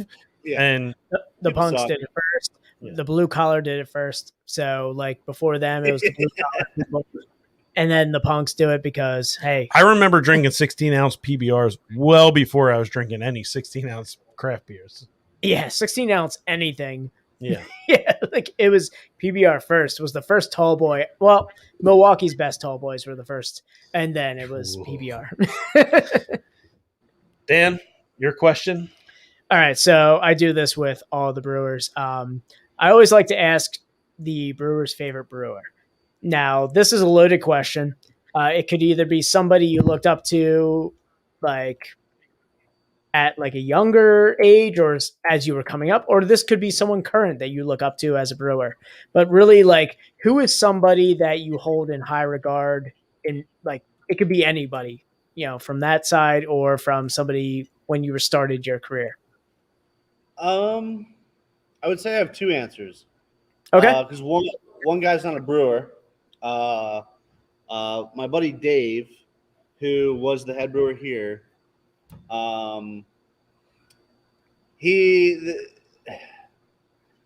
they kind of just had to part ways because I think the company kind of wanted to go one way, and the reality was that was unrealistic. And we had a large staff. I mean, I've been doing this pretty much. I have help, but I'm the actual only like brewery employee here since 2019 up until about 3 months ago. We brought a previous intern in, and he works 2 days a week. And then we hired a delivery driver who helps out when he's not delivering. Prior to that, I've been doing it like everything by myself with the help of our production manager since 2019. We had six employees in the brewery doing production stuff, and Dave was the head brewer. And I learned a lot from him. Just, he was a great guy, really laid back, casual, but we followed the SOPs. He did stuff mostly by the book, but was also very open-minded. And then another guy who, I got to give a lot of props to just because I think their beer is just phenomenal. And I think they are one of the most underrated breweries in Pennsylvania, would probably be like Matt out at 10-7. Matt and Bob, like those guys are just killing it, and they're just so underrated. Definitely not underrated in our book. No. A dog. I don't know how like people aren't trading their. Well, I guess the beer trade world, the secondary, is kind of dying off.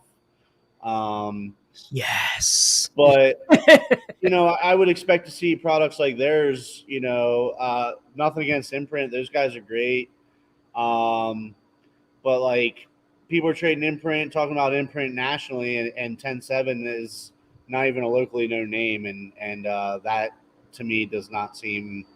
10-7 run circles around him. Oh yeah, I was gonna say we're 10-7 stands over here. We love 10-7. I love the story of Matt coming from being a dog walker to a brewmaster. Yeah. Oh really? Yeah, like he used to walk Bob's dogs. That's where he started. And Bob was like, "Yeah, you want to brew our beers?" And he was like, "You want to brew beer with us?" And he just became like he basically was just And like a brewing some of- tutelage under him and Gary. And brewing some of the most popular beers in the area. I mean, Yeah. him and I, like, yeah, I'm an IPA guy, so like him and I always talk about like the IPAs they put out because he like, I know they put out a lot of IPAs, but he pays so much attention to his hazies. Like, Oh yeah. I have never seen a guy like, I've posted a lot of their hazy IPAs, and he will DM us immediately and go, "What do you think?" Like, he's like, "I have questions about this hop combination. I want to hear your." Like, he is so meticulous about hop combinations with hazies, and they do such great hazy IPAs there. Yeah. Oh yeah. Yeah. Their stuff's awesome. I mean, one of our guys here, I mean, he's so pretty much my whole staff is, I think the majority of our veteran staff. Our production manager, Brittany, she works side by side with me, helps me out a lot on, she helps transfer beers, clean tanks, stuff like that. She's a veteran. And then we brought in a guy through this like transitional internship where like he was retiring from the military and they paid for him to do like transition back to civilian life. And dude just loves like beer. He just loves booze, like, but not in a bad way. I don't want to make him sound like he's just like, let me take this money and put it towards you guys and let me just work with you guys. Yeah, he like the military paid him to come here and work for 3 months, and then he stayed after that ended. He stayed here and worked as an intern, and then he went and hiked the Appalachian Trail just as like a bucket list thing.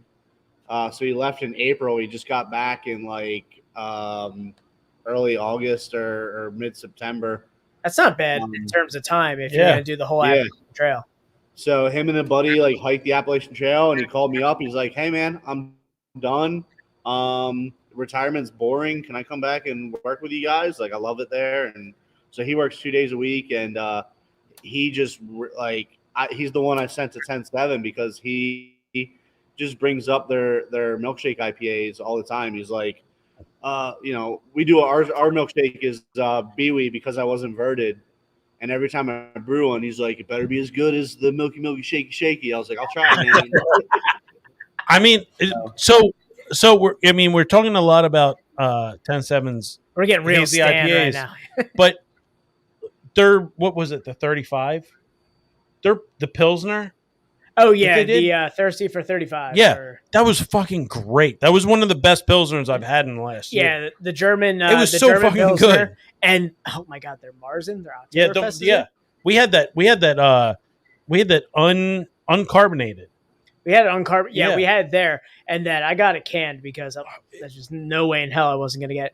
They're one of the most underrated breweries, in my opinion. I know you said like Lansdale, you're going to take the crown from Phoenixville, but Lansdale might be the Mecca. I mean, they've got southeastern Pennsylvania. Yeah, they've got I mean, if you've got round guys, you have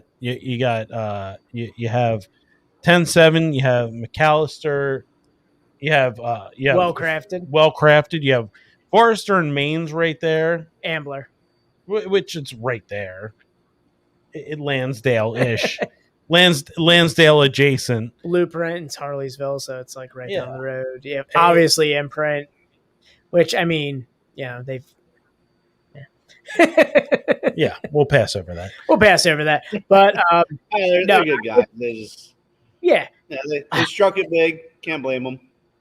Yeah, I mean they they found a niche. They dug deep. They got their Instagram disabled, but things happen. Oh really? Yeah. They had their account got disabled. All right. Let's wrap the audio. Yeah. Let's wrap the audio up, and we'll go to bonus time. We'll go to bonus time. We got some fun videos. Yeah. We're gonna crack another beer. Yeah. Before we get into too much craft beer, craft beer gossip. Yeah. All right. So, Justin, thank you very much for joining us tonight. Thanks for having me. Appreciate it. The beer's fantastic. Yeah, this has been a lot of fun. It took us out of our comfort zone. Yeah, it's the first 100% barrel aged episode we've had. First 100% non-crispy, non-hazy, non. Oh shit! Yeah, I didn't even realize that we didn't have a crispy boy or a hazy boy. Yeah. Wow. Justin guys. came. No, wait, he knew our rhetoric coming into this. He's like, these guys aren't going to fucking talk about IPAs or lagers this entire time. He's So like, y'all want to drink pumpkin with me? all right. So Justin, thank you very much for coming on and sharing your beers with us. Let's wrap this thing up. Yeah, guys. Tattered Flag, definitely give them a follow. Website is tatteredflagbsw.com. Their Instagram is at Tattered Flag Brewery, and their Facebook is, God, you guys got to make it longer. It's at Tattered Flag Brewery and still works. So and also it's at Tattered Flag Brewery on Untapped. and boo. If you're listening in the great state of Pennsylvania, Statewide shipping, baby. go on Tattered Flag's website, order some beer. Get a drone drop. It's awesome when you Yeah. hear it fly over your house.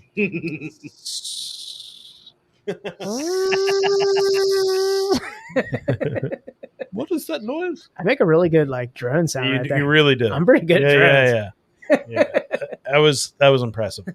All right, guys. Yeah, same thing as the front of the show. Follow, rate, review. Dan, what are we rating this? 5-star party, baby. Cinco star party. Yeah, give us a review. Follow us all major platforms. If you got Alexas in your house, say, "Hey Alexa, play Best Friends podcast in the world."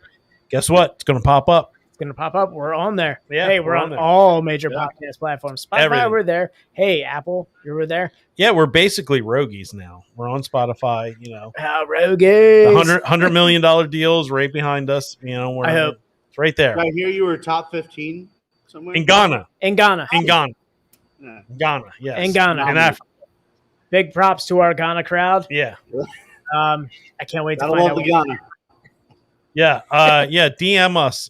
We'll figure out a way to ship Ghana that over fans, to give us a follow. DM us. you. I'm not going to answer the DMs that say you're the Prince of Ghana offering me $1 million for my social security number. Okay. All right. So we do have to lay this out here. A little bit of a schedule change for us this week. Oh yeah. Yeah. So this Friday coming up, even if you're an audio listener, this Friday, October, was it 29th. 29th, we're going to be live at Dr. Brew Little's. Dr. Brew Littles. In Maple Shade, New Jersey. So I'm going to be out of town next week. So we're not doing a live stream next week. So we're going to be doing a live stream from Dr. Brew Little's in Maple Shade, New Jersey on Friday. We're going to drop the audio the following week. Normal time.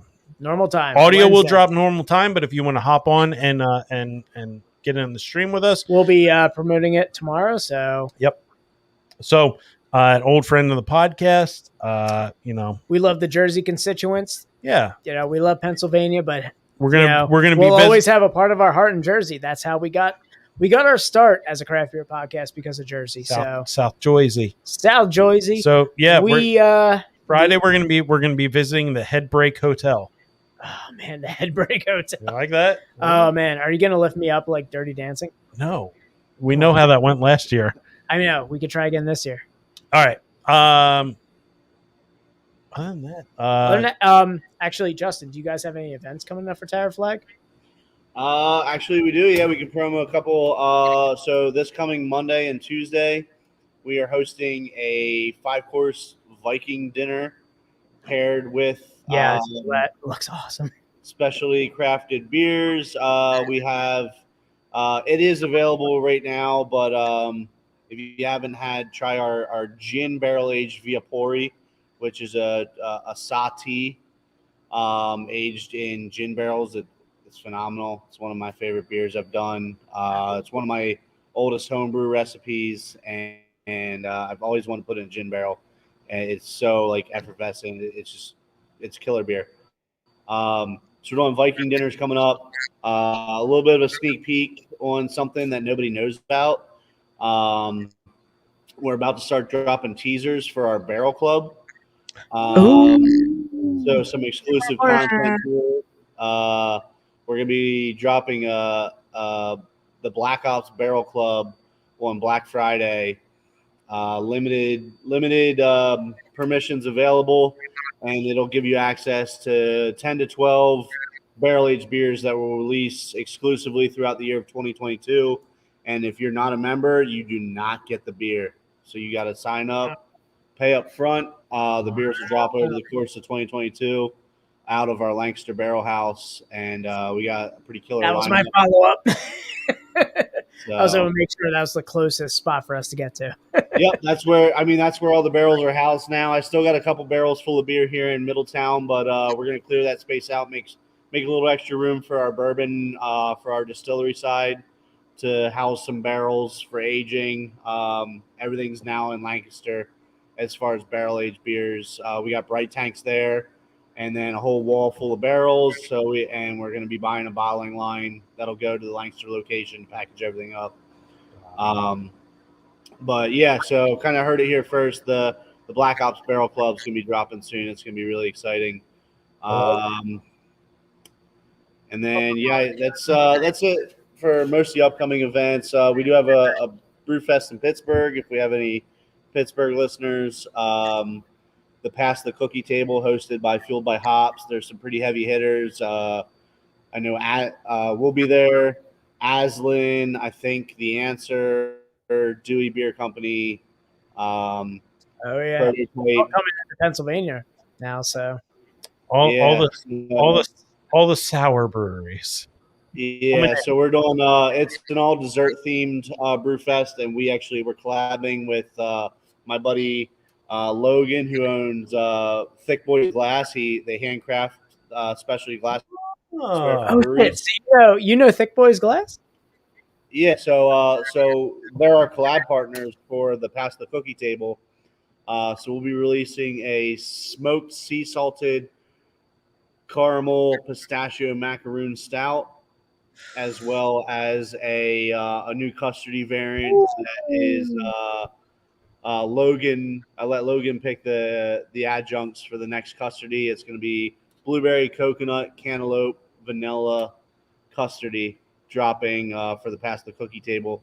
That'll be Friday the 4th, I think the date is that those beers will release, and we'll be serving them at the festival out in Pittsburgh. So hell yeah, I've been following Thick Boys Glass for a while. Yeah, yeah, they came up to a festival we had. They drove all the way from Indiana, and then we stayed up at my house drinking till like 4 a.m., sharing beers and having a good time. Jerry Springer, yeah. So yeah, no, he's an awesome guy. And so, we put together these couple beers for Pittsburgh. He's really excited. I think he's doing Heist Brewing's Halloween Beer Fest this coming weekend. Wow. He'll be down there. Yeah. I might go to that. We're not going to be pouring there, but I might go down and to North Carolina. Chill. It's a Halloween costume beer fest that at nighttime. Yeah. Like, how could you go wrong? So. Oh yeah. That's at Heist. Damn. God damn. Yeah. This guy's got all the fun stuff going on. Damn. I'm just seething with jealous rage right now. Yeah, that's coming up next week out in Pittsburgh. That'll be a good time. And I think the only other thing we got lined up right now outside of Black Friday specials is we're doing a Krampus dinner as well, December 5th. 5-course paired beer and cocktail dinner. For I think it's Krampus Day or something. It's most people know what Krampus is because of The Office, but yeah, it should be another fun time. Yeah. Was it Barnschnickel or what's the name? Belschnickel. Belschnickel. I have a Belschnickel beer glass. Yeah, he's pretty similar to Krampus, I guess. So I have a Belschnickel beer glass that I have to get out of storage for the holiday season. There you go. Yeah, we're doing so our Hershey location is closed to the public, but we're utilizing that space to do a lot of themed course dinners, private events, things like that. So we're using the space well. We're going to do a lot of really fun, try and do one a month, 5-course, 6-course dinners with paired beers, some exclusive beers specific to those events that won't be available otherwise. That's pretty awesome. Yeah, man. Yeah. That Krampus dinner falls on around a certain time, Dan. Yeah, our birthdays are back to back Yeah. that same week. Yeah. All right. Well, I know a guy that could probably hook you up with a couple tickets, no cost if you want to take a trip to Hershey. I'll dress. So I will dress as Belschnickel for that. I usually dress as Nickel on the daily, so it's okay. All right, Dan, let's get out of here. Let's head to bonus time. Yeah, audio guys, you're missing out. It's gonna get a lot of fun here. So, hey, follow us, rate, review the podcast. Follow us on all social media. That's Best Friends Pod. That's Best Friends POD. I feel so alive for the very first time. And I think I can fly. You can send us emails. Tell us what the year 2022. What Yeah, give us a suggestion. Yeah, Like, is it going to be butt rock? Yeah, Is it what going to be should our music be? hardcore, gangster, 90s rap? I don't know. Who knows? 80s hair metal? 80s. I don't know. You know, hit us up. Send us suggestions. Bestfriendspod at gmail.com. That's bestfriendspod at gmail.com. And then, guys, like we said, if you're not on live stream with us, you're missing out. We're going to do a little bit of bonus time here. Are we going to get more basic with a pumpkin beer? Yeah, we are. We're going to do another pumpkin beer, and we're going to watch some. Hey guys, guess what? We're going to do bonus time. We're back on the stream, so we can do videos again. Yeah, we're doing cringy videos are back, guys. Tom, you're inching for it. We're going to go piss during this. Yes. Is that what you're doing? Yeah, I'm gonna go pierce the porcelain. I got the antsy pantsies. So hop on stream with us, Facebook, YouTube, or Twitch at twitch.tv/bestfriendspodcast, twitch.tv/bestfriendspod. Get this song off of there. The worst one. Yes. All right, guys. That's it for this episode. We'll see you next week, or Friday. We'll see you Friday if you're on stream this week. Yeah, with Dr. Brew Littles. This has been Best Friends Podcast, episode 91. Guys, always remember, Dan, I want you to remember one thing. I never want you to forget this. I love you. Always have. And always remember, keep it in the back of your mind. Jeffrey Epstein didn't kill himself. The Clinton family had him killed. So keep that in mind. Best Friends Podcast, episode 91. We out. See you. All right, Tommy boy, while you go to the bathroom, I'm going to bring up our next beer and we're going to talk about it a little bit before we pour it. I'm gonna go grab one. All right, well, you can grab. A guy standing here and wants to ask me something. Do you want to be famous? Yeah. Do you want to be famous? I think we have 2 viewers. We have literally 2 people right now. What up? This is Cody, one of our bartender extraordinaires. All right, on. Bartender for the wedding. I did. Whole wedding. The whole time. It's a great time. It's great people. The beer was pretty good too, believe it or not. Did you have Jerry Springer as the officiant for the wedding? No, we just had some sweet lady with a dead tooth. Did you just stare at it the whole time? You're just like, A little bit. Why is it like, there? whoa.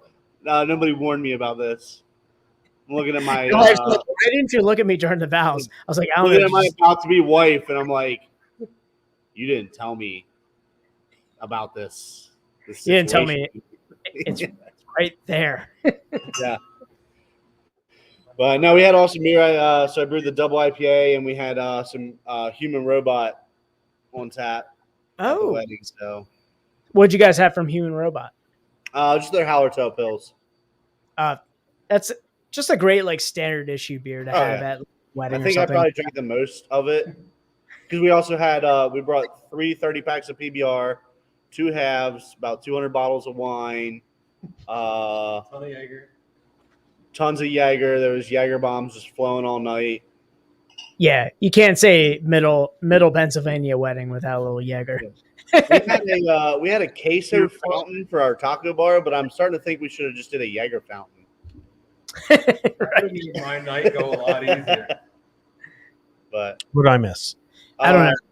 I'm gonna go grab one of those beers and take a quick bathroom break and let these guys know, because I think our crew here is about to roll out for service. So I'll let them know that I'll just pack up. All right, sounds good. Sounds good. All right, So we can go to what do we got, Dan? let's go to us right now while we wait for him to come All back. So we are going to be doing the It's back, guys. It's back. You've all waited for this moment. what is that moment? Bonus time. Yeah, bonus time. Wait. Tom's clip of the week. Tom's clip of the week. So Tom, do you have a clip of the week, or did you I do. just? All right. So No, I do. I had I did my research. I put so my method is I go through. it's our same college method. You know, night before, stay up till 2 a.m. Just Not get it even done. no. Yeah, normally yes, I would say that. But once we decided my cringy videos were coming back, I got excited, and I scoured the internet, and I said we couldn't find a better guest to bring back Tom's cringe videos. I than agree. Justin. I agree. And I feel like this should be. I was looking. I went back and looked at some of our YouTube page from the early days. Yeah, Man, yeah, those videos made for the best videos. I know. We They had made some for good the best times. clips. We had some good times. So I was really hoping to find somebody that I could add to my record label. Oh, did you go back to Tom's record label? Yeah, no, I went back that far. Oh, Yeah, I tried to find somebody for that, and I kind of did, but I don't know if this is the episode for it. So we're gonna do we'll do something a save little that. bit. We'll save that. What I have in store is pretty good. We're gonna start off with an old standby. But I'm excited. I think this is going to be a good addition to the Instagram and the podcast page. Just let it wait a couple days and we'll clip this. I feel like these were like the best. These were the most fun clips. These were the we best had. parts of the pandemic. Were Yeah. the clips, the reaction videos of us? Man, when we did. Oh wait, I never brought this up. We did the ASMR with We did that, yeah. with Leah. We did the hot pepper guy with Charlie. That was a good one. And we did my rap label with Flot, and they're so entertaining. We got to experience little lunchbox, and we went on that journey.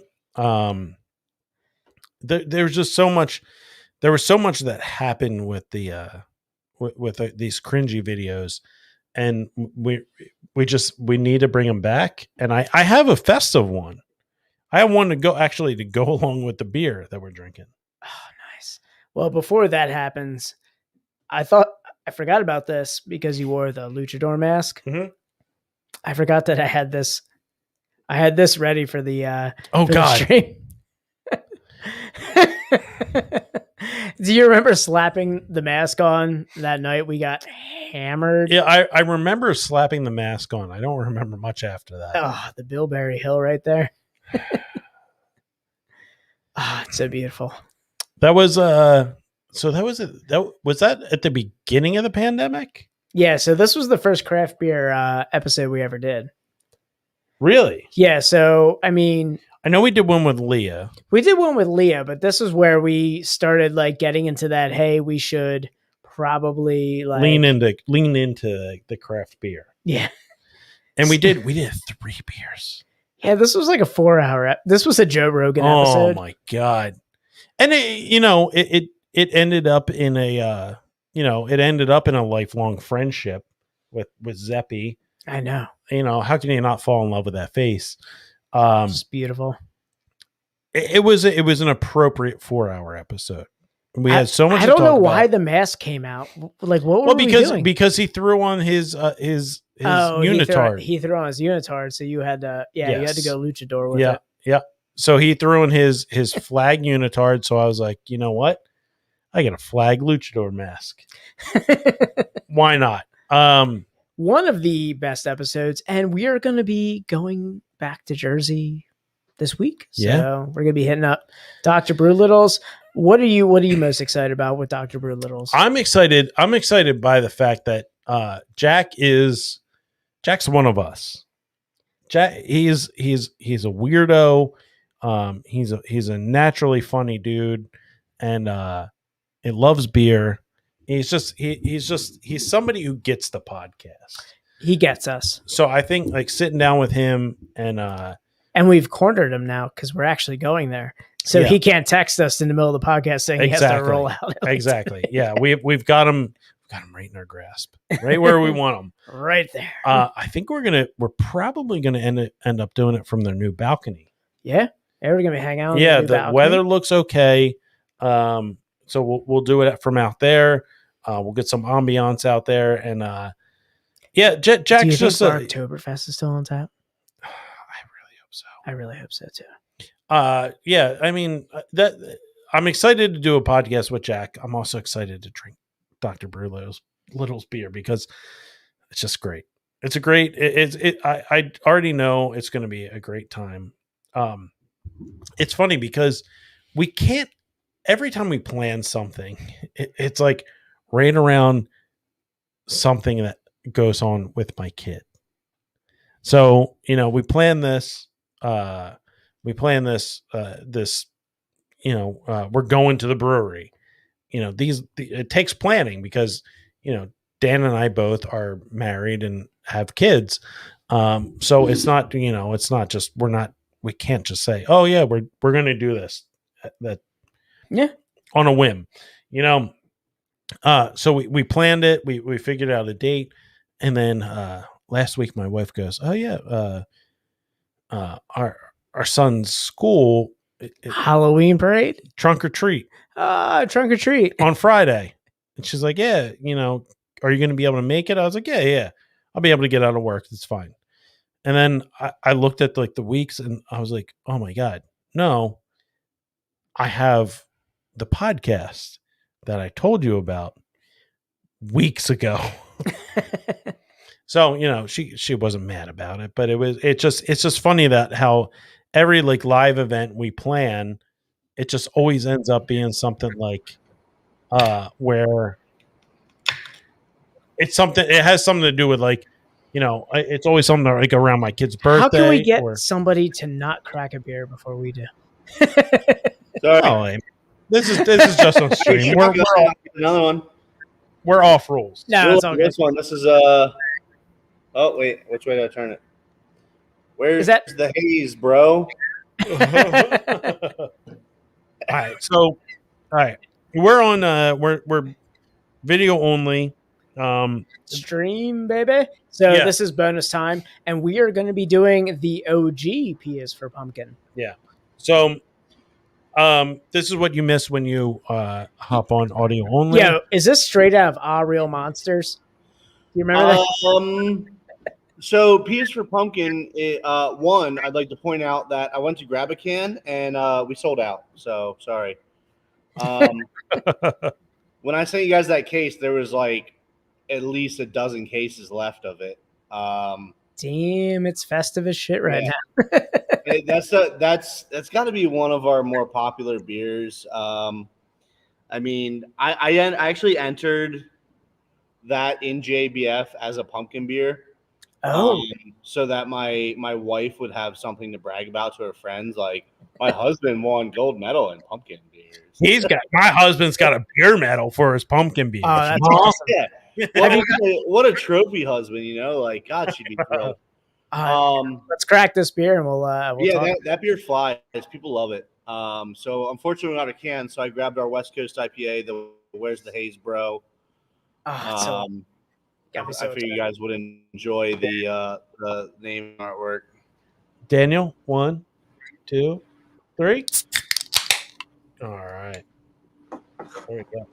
Oh, it smells like pumpkin. So with the GABF, obviously the results have already come back. Did you guys get your tasting notes back yet? No, actually, so that was 2020, and I never got tasting notes or anything. And then I opted out of the 2021 entries. Oh, so you guys did this in 2020 then? Okay. Yeah. Yep. So I didn't enter them last year. I had everything set up, ready to enter. And I'm sitting there, and I'm going to the checkout screen where you got to pay per each beer to enter. And I'm just like, fuck this. Like, this is ridiculous. One of our – he was a sales guy for well, I don't want to throw him under the bus for this, but he was a salesman for Proximity Malt. He left, and he's with a different company now in the industry. But he said he was one of the judges there, and they literally just slide beers down the table, and people just take a sip, and it's all just, you're going off of a single person's opinion as to whether or not your beer even progresses at GABF. And I'm like, I got to pay for this kind of bullshit, like, arbitrary judging. You guys basically paid for a beer share for some high end. We're basically paying to host a bunch of dudes beer share, guys and girls. But like beer share in Denver, where I don't know if you followed anything GABF or if you go out there, but it's like these opinions are 90% of the people are from Denver, so like whatever the model of Denver's version of that style beer is pretty much what wins all the time. So like Weldworks was like first and second place in the same category. Oh, jeez. Yeah, because they're like, oh, this is what Weldworks makes New England IPAs. This is what New England IPAs taste like. And the entire Northeast is just not even recognized. Yeah, in the Mountain West. This is what a New England IPA tastes like in the Mountain West. In mountain time. Yeah. Right. So this is the appropriate way to do it. Yeah, so they're kind of just basing their opinions off of what they would drink every day in where they live. So I don't know that the styles are, that's a new style. That's a limited example, but their palates are refined to what they drink normally. And if that's what they're being told this style is represented by, and they drink something that maybe is a better representation of the style, but not to their expectation, then they're not judging it correctly. Yeah, that's there's a certain word I would use to describe that I've been told not to use on this podcast. GAY. You can't use that. So, I mean, I heard that a lot of the tasting notes are late getting back on some people who are submitted to GABF this year. That's why I was wondering if you submitted this year, if you got your tasting notes back yet. I did, and that was another frustrating thing. As you know, I entered beers in 2020. We probably threw $600 at them to enter beers during COVID while everybody's struggling, and there's at least get some tasting notes back. So I didn't even get my tasting notes back. I have no idea where our beers landed. Where did they do well and just not place? Yeah, exactly. Were they completely dismissed? I have no idea. They couldn't even send me that information. So, well, again, I have a certain word that I like to use for that. I won't say right now.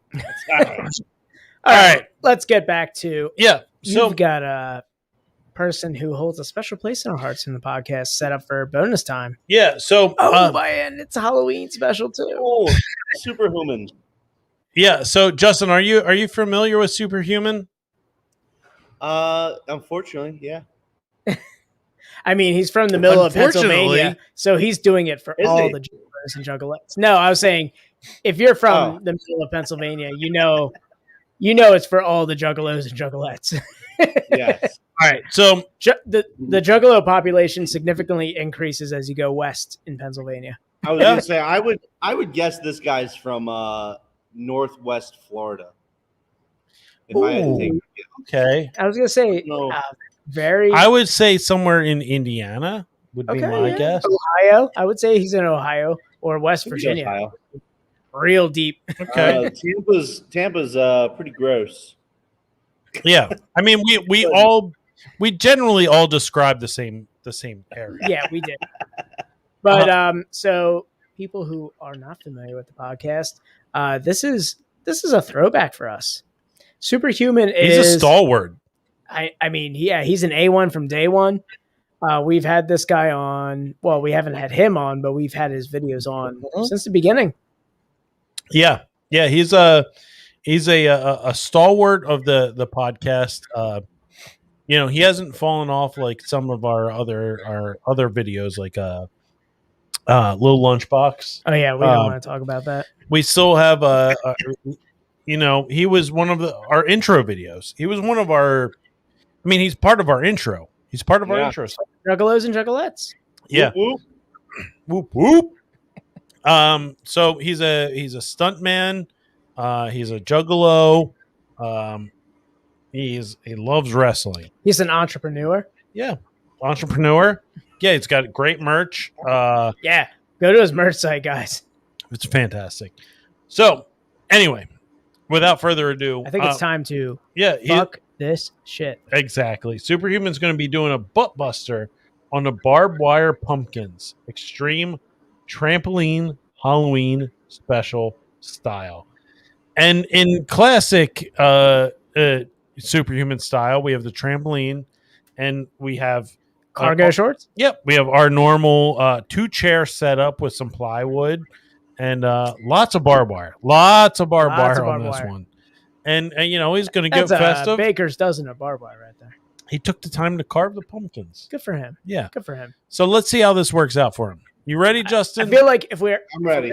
Pumpkin ales, we have to salute the guy as he fucks this shit. Yeah.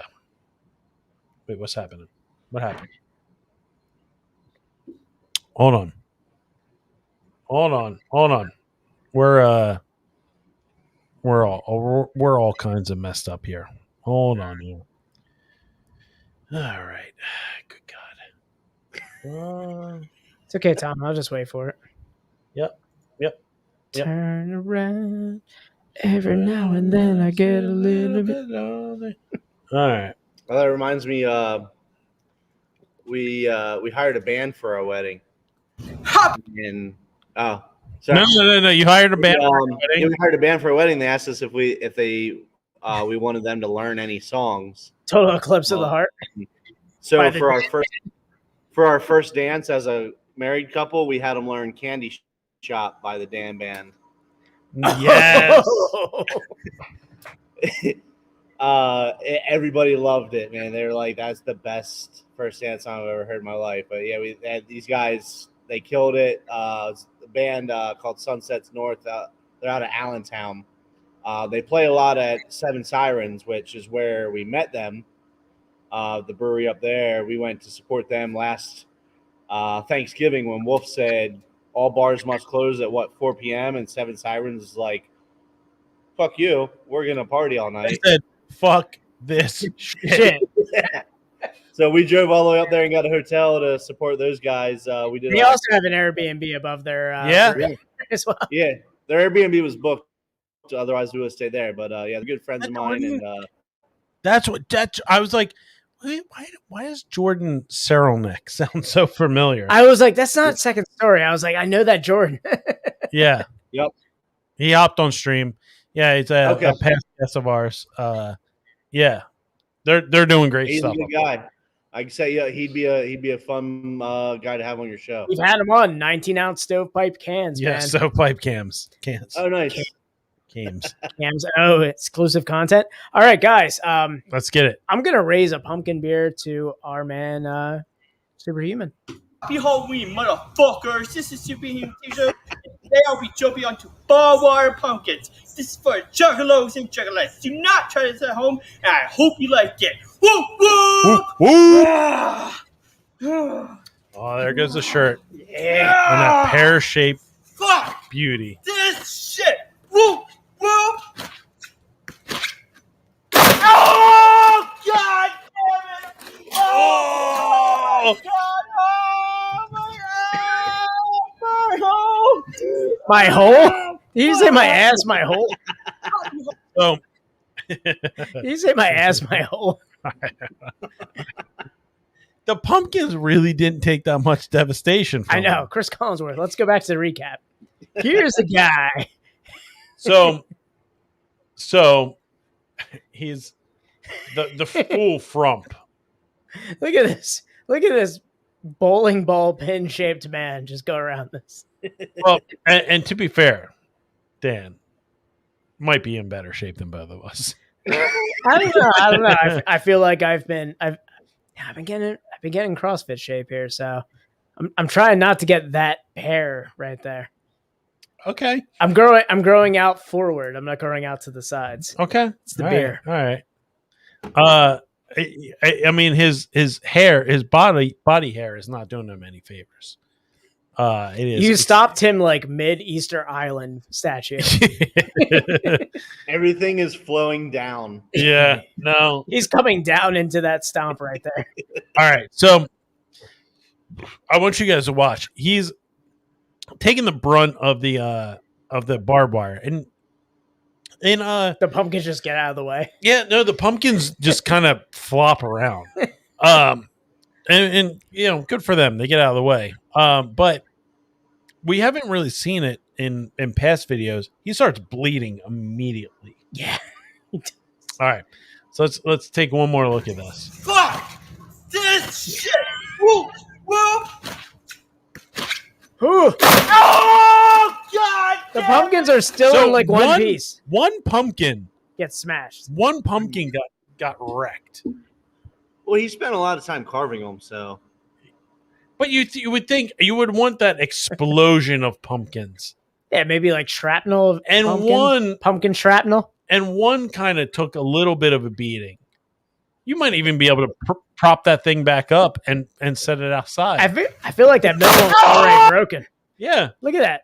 Go back. It was already broken. I feel like right there. Oh yeah, see, it's already broken. he set that up. It was his worst carved pumpkin. It was. This his is like, first- why is the grass green around the Pentagon when the plane hit? Mm. Look at that. It's broken.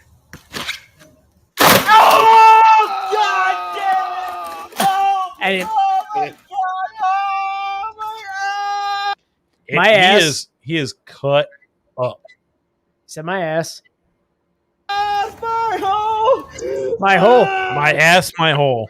My ass. My hole. I think Trina wrote a song about that. EVE. EVE. Yeah, my ass, my hole.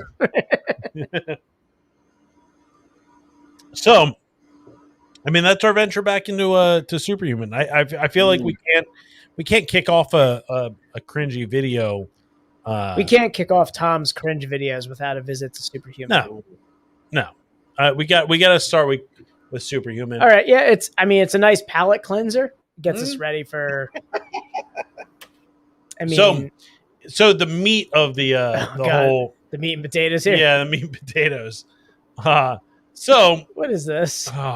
so this is a guy named Donnie Epstein, and he does. This is a terrible name. Well, he does a thing called epienergetics. I've heard about this. Was So- Clinton involved with this? Something like To that. go here, we're going to actually take the energy of the soul energy, and This we're going to looks take it like and we're going Epstein. to bring it into the axis of the that's exactly It what looks like if you're thinking mind about rules and who I usually do this with a 14-year-old. So I'm gonna take the lactose and I'm gonna put it in the beer. I know you're not expecting it to be in the beer, but it's gonna be in the beer. It's gonna soften the mouthfeel. to be. What if it's inspired by soul? And what if this is around the experience? Oh, it's I love so his class- uncomfortable. I love his Experience- class ring that he has. Was on that him. like a? Was that Look at his class ring there. turquoise? Did he buy that on the side of the road in New Mexico? No, it's his class ring. Dad Jesus was Christ, associated stop with it. Sarah. What if this Stop case touching is her. Experience of anger or betrayal. I'm angry because I've been betrayed, so I'm going to keep intimacy away. And what if suddenly your soul knows I think I've bought car insurance off intimacy is this not guy. with the personality? That wall behind them says these beers are going to be expensive. Is this Gene from Tired Hands? All right, folks, and that's the end of the stream. Bonus time, baby. Watch. This is how I treat my employees. The fuck? What is Harry Potterstein doing? And this is not my other systems, not network, it's not this, its own thing, inspired what I learned from the previous things. Oh. All right. Hold on. All right, let's go back. Look at that face. You can't get any more Epstein than that face. You can't get any more Gene than that face, too. How many times do you think this woman has complained about vaccines? She's definitely has come before a school board. Once a year since she was single digits. This woman's kid has given measles to everybody in his class.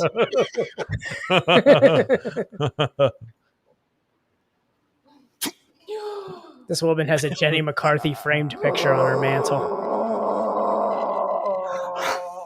Spelliamos! This woman just had her first smoothie sour from Imprint. Keep your legs. This is the closest thing she's ever had to an orgasm.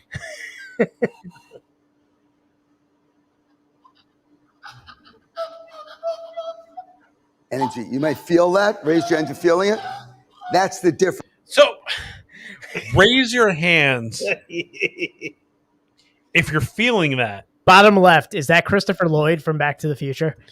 So, hold on. What are those dreadlocks? How are we not Is that what a acknowledging skull this? it with dreadlocks? How are we not acknowledging this? Oh, man. A Tribe Called Hair Recession. This looks like Davy Jones, his crew from the third Pirates of the Caribbean. Oh, all right, so I just want to point out. So when he goes, I feel like this is like hype beers, and this is what they do to people. Raise your hands if you like the toast in here. You like the marshmallow in this IPA? That's the now. Okay, all right. Raise your hand. So it might be controversial here. I was gonna say, and top right corner. I've seen all of those guys in line for beers. Here's the thing. Might be controversial. Raise your hand if you're feeling this. Who's raising their hands here? I count 1, 2, 3. I count 4 hands up. Or just all the females in there. I feel it. All the females in there. All the guys that have been dragged to this thing are like, God damn it, Lauren. Just can we just I feel like my man in the middle just walked into the looks wrong. like. I feel like my man in the middle just like walked into the wrong Jatavius Kuntuman just. Can we acknowledge this couple here? I feel like the king from The Walking Dead who had the tiger just walked into the wrong meeting. difference. That's how we affect others. With our energy all the time. With more energy, we affect it coherently. Here we go. Here we go. Oh, I've seen blonde women get like this in front of candles all the time.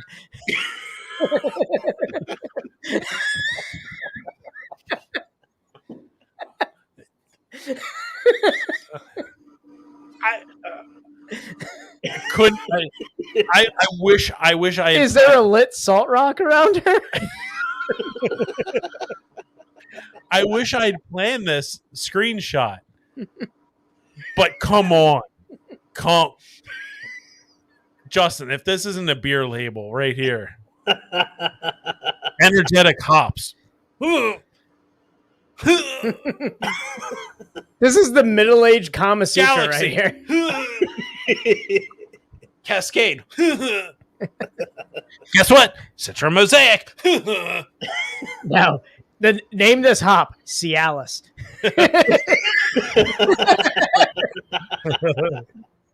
This is a new hop. It's HBC. It's called Cialis. Come on. Look at. All right, let's Those two just asked me if my IPA was hazy enough at the bar. let's look at the couple here. All right, look at the woman here. Look at her face. Euphoria. Look at his face. Dear God, what have I married? Look at it. Look. Dan, come on. Yeah. Go to the left. The edibles just kicked in. Look at that woman next to him. All right. I like the old guy in the background who's just frightened by all of this. Behind the blonde. I feel like he's going to tell Will Ferrell and John C. Reilly that they can't live at his house anymore. I used to be a T-Rex. All right. We gotta get through this at least a little bit. All right. Coherently. Here we go.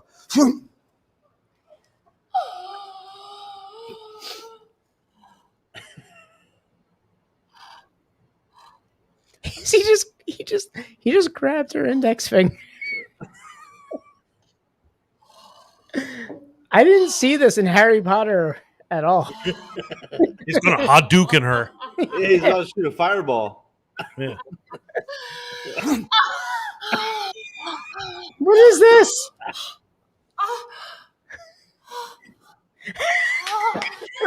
Her face.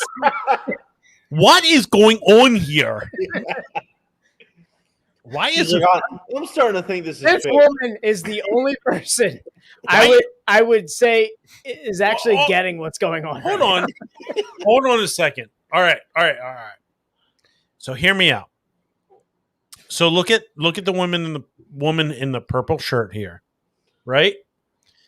Guy in the beard next to the Asian woman. Oh, yeah. Let's- They switched seats. Let's skip back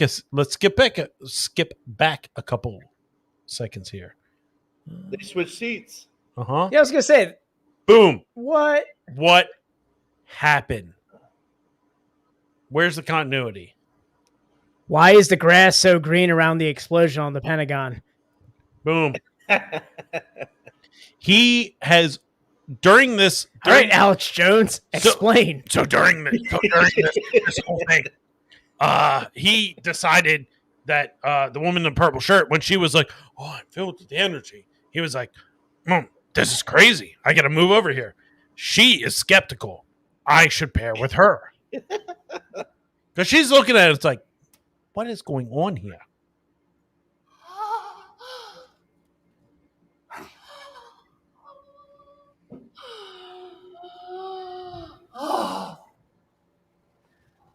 It's like he keeps shooting her with like, you're going to have free reign at the parent-teacher conference. Bang!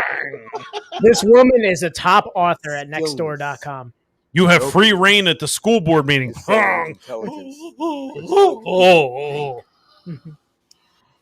I told you that stuff was warm up. She's like, touch. Oh boy. She's like, touch it, touch it. Is this what All right, is this what the OnlyFans premium membership is like? Yeah, we're in happy ending territory here. She's spinning around. She's like, touch it. Look at that face. Do with me as you will. I told you we were just getting started. Donnie Epstein is more frightening than his cousin.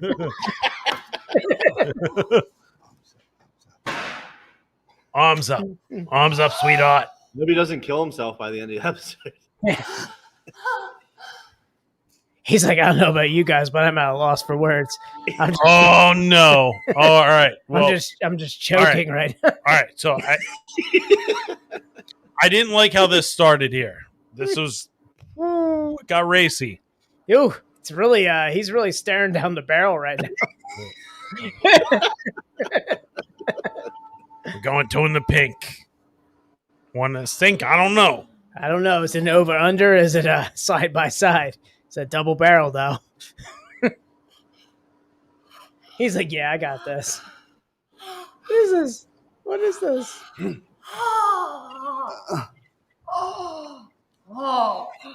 People do this? Why is Christopher Lloyd still here? You know, if you treated Hogwarts like high school, there was some pervert that was just like, I don't think any of I know what this is. I don't think any of Harry Potter's friends This ever is what signed on creates for the phase. Wizard And you see Epstein's the class. attention pattern shift. This motherfucker's definitely Slytherin. Yeah. I'm gonna slither in that booty. Oh man! This guy's totally Slytherin. And on that note, I hope Sherry's still watching this right now. In the mind of the rules, it's back in the soul. I hope Sherry's just like, oh dear, Just as what's going on here? Oh, look at that fucking asshole. I moved back. Who was that asshole? Where does Juan go? Wait, where, did he get it stuck somewhere?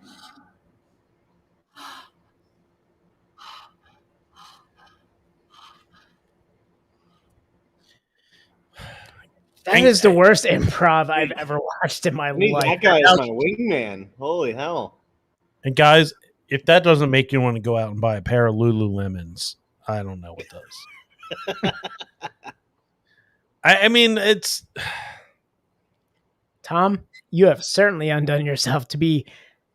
You have presented the most cringeworthy of videos for our guests. And I said, hey, I texted you. I went, Justin is the perfect candidate to bring back Tom's cringy videos. Yeah. Because this guy is not going to be like, what the fuck are you guys watching? Who the hell are you? What did I sign up for? Why is my mom still watching this? So yeah, I mean, Justin, what are you doing? I thought at least Justin would get You're married. I think Justin would get a ruse out of the old Hogwarts coaster. It just real pleasure. In that ace. I watched this video and I was like, it's just. I get like he bought into it and he hired this actress to, play along with it. Is money well spent if he paid that? Obviously, that's the thing. It's like obviously she played along with it and she did a great job. She made her money, and I think she gave him a money's worth. The troubling thing to me was the audience interaction. He's like, "Oh, can you feel that? Can you feel that?" And the women were just like, "Oh, I can. Don't leave me out." And it's like, bro, all right. Affect the audience so much. A guy left his wife for another woman mid. Yeah. He was like, "Yeah, I'm gonna move over there. There's a spot open right there." I know we've been married for 5 years, but fuck. But we stopped right at when she was like, I get it. I feel it. And he was like, I think we're being taken here. I think this is a 3-card Monty. and then he was like, I see her and she's skeptical. She's kind of hot. So I'm going to move over there. This whole dynamic. She seems to have her shit together. Her bags are already packed. She's about ready to leave. So yeah, he was like, I don't think this is real. And she was like, I think it was survival of the fittest, really. This warlock not real. No, that's not happening. And he was like, yeah, no, I get it. Yeah, we're going to go home together. This is insolvent. Yeah. So like rock. Yeah, I saw that and I was like, man, the worst people in that whole thing was the audience. Donnie Epstein, though. No, I mean, look, I get it. He's a carny. He's trying to wring money out of people. He's not just a carny. His name. He's Donnie Epstein. Yeah, his name's Donnie He's Epstein. The only Epstein the Clintons don't want to strangle, and he's out doing this shit. But that's a thing is like He's what- like he's pushing the envelope. He's like, Hillary, look at me. at least what I respect. At least what I respect about him is it's like this is all Carney games. He's just you got to respect Carnies. They're just trying to get as much money out of you as possible. Respect the Epstein hustle. Yeah, exactly. Respect the Donnie Epstein hustle. What I really I don't feel good about is the fucking rubes in that audience that are just eating us up. Yeah, I feel the energy. All right. Why don't you go home to your Himalayan rock or Himalayan salt rock collection and, just stay there. Just barricade yourself in a room and just stay there. All right, final thoughts. P.S. for pumpkin. It's been a lot. It's delicious. Delicious beer. Is it? Subtle on the allspice, man. I was going to say, I've had a lot of pumpkin beers that are like a little bit inherently sweet. Like you guys, you talk about the 2-row malt coming through on this, and the 2-row malt adds a certain sweetness to it that I feel is a little bit, I feel like more, I would say like a beer versus like other, I would say pumpkin beers. Like that comes through as like a malty sweetness versus like a allspice or adjunct sweetness. Yeah, I think a pumpkin beer should be a beer first, and then have pumpkin adjuncts in it. Yeah, and I think it comes through in this. The allspice comes through, real nice, but it drinks like a beer. 2-row on the palate is Yeah. just, and like if you're like if you've had beers from breweries that just use like 2-row and a lot of their base malts, you get an essence of it, you get used to it, you get accustomed to that flavor. Right. It's beer and it tastes like beer, and you guys use the adjuncts kind of tastefully in this. This would be a pumpkin ale that I would have every year. I'm definitely going back for the barrel age though. Next year I'm going to age some of those. Oh yeah, for sure. All right. Let's get out of here. Let's head out. He's got a mash tun. He's still got a fucking shovel out here, man. We've been keeping this guy. No. Everything. I'm all done. I'm wrapped up. Okay. I was back here. I just pitched the yeast. Brew house is clean. I'm ready to roll.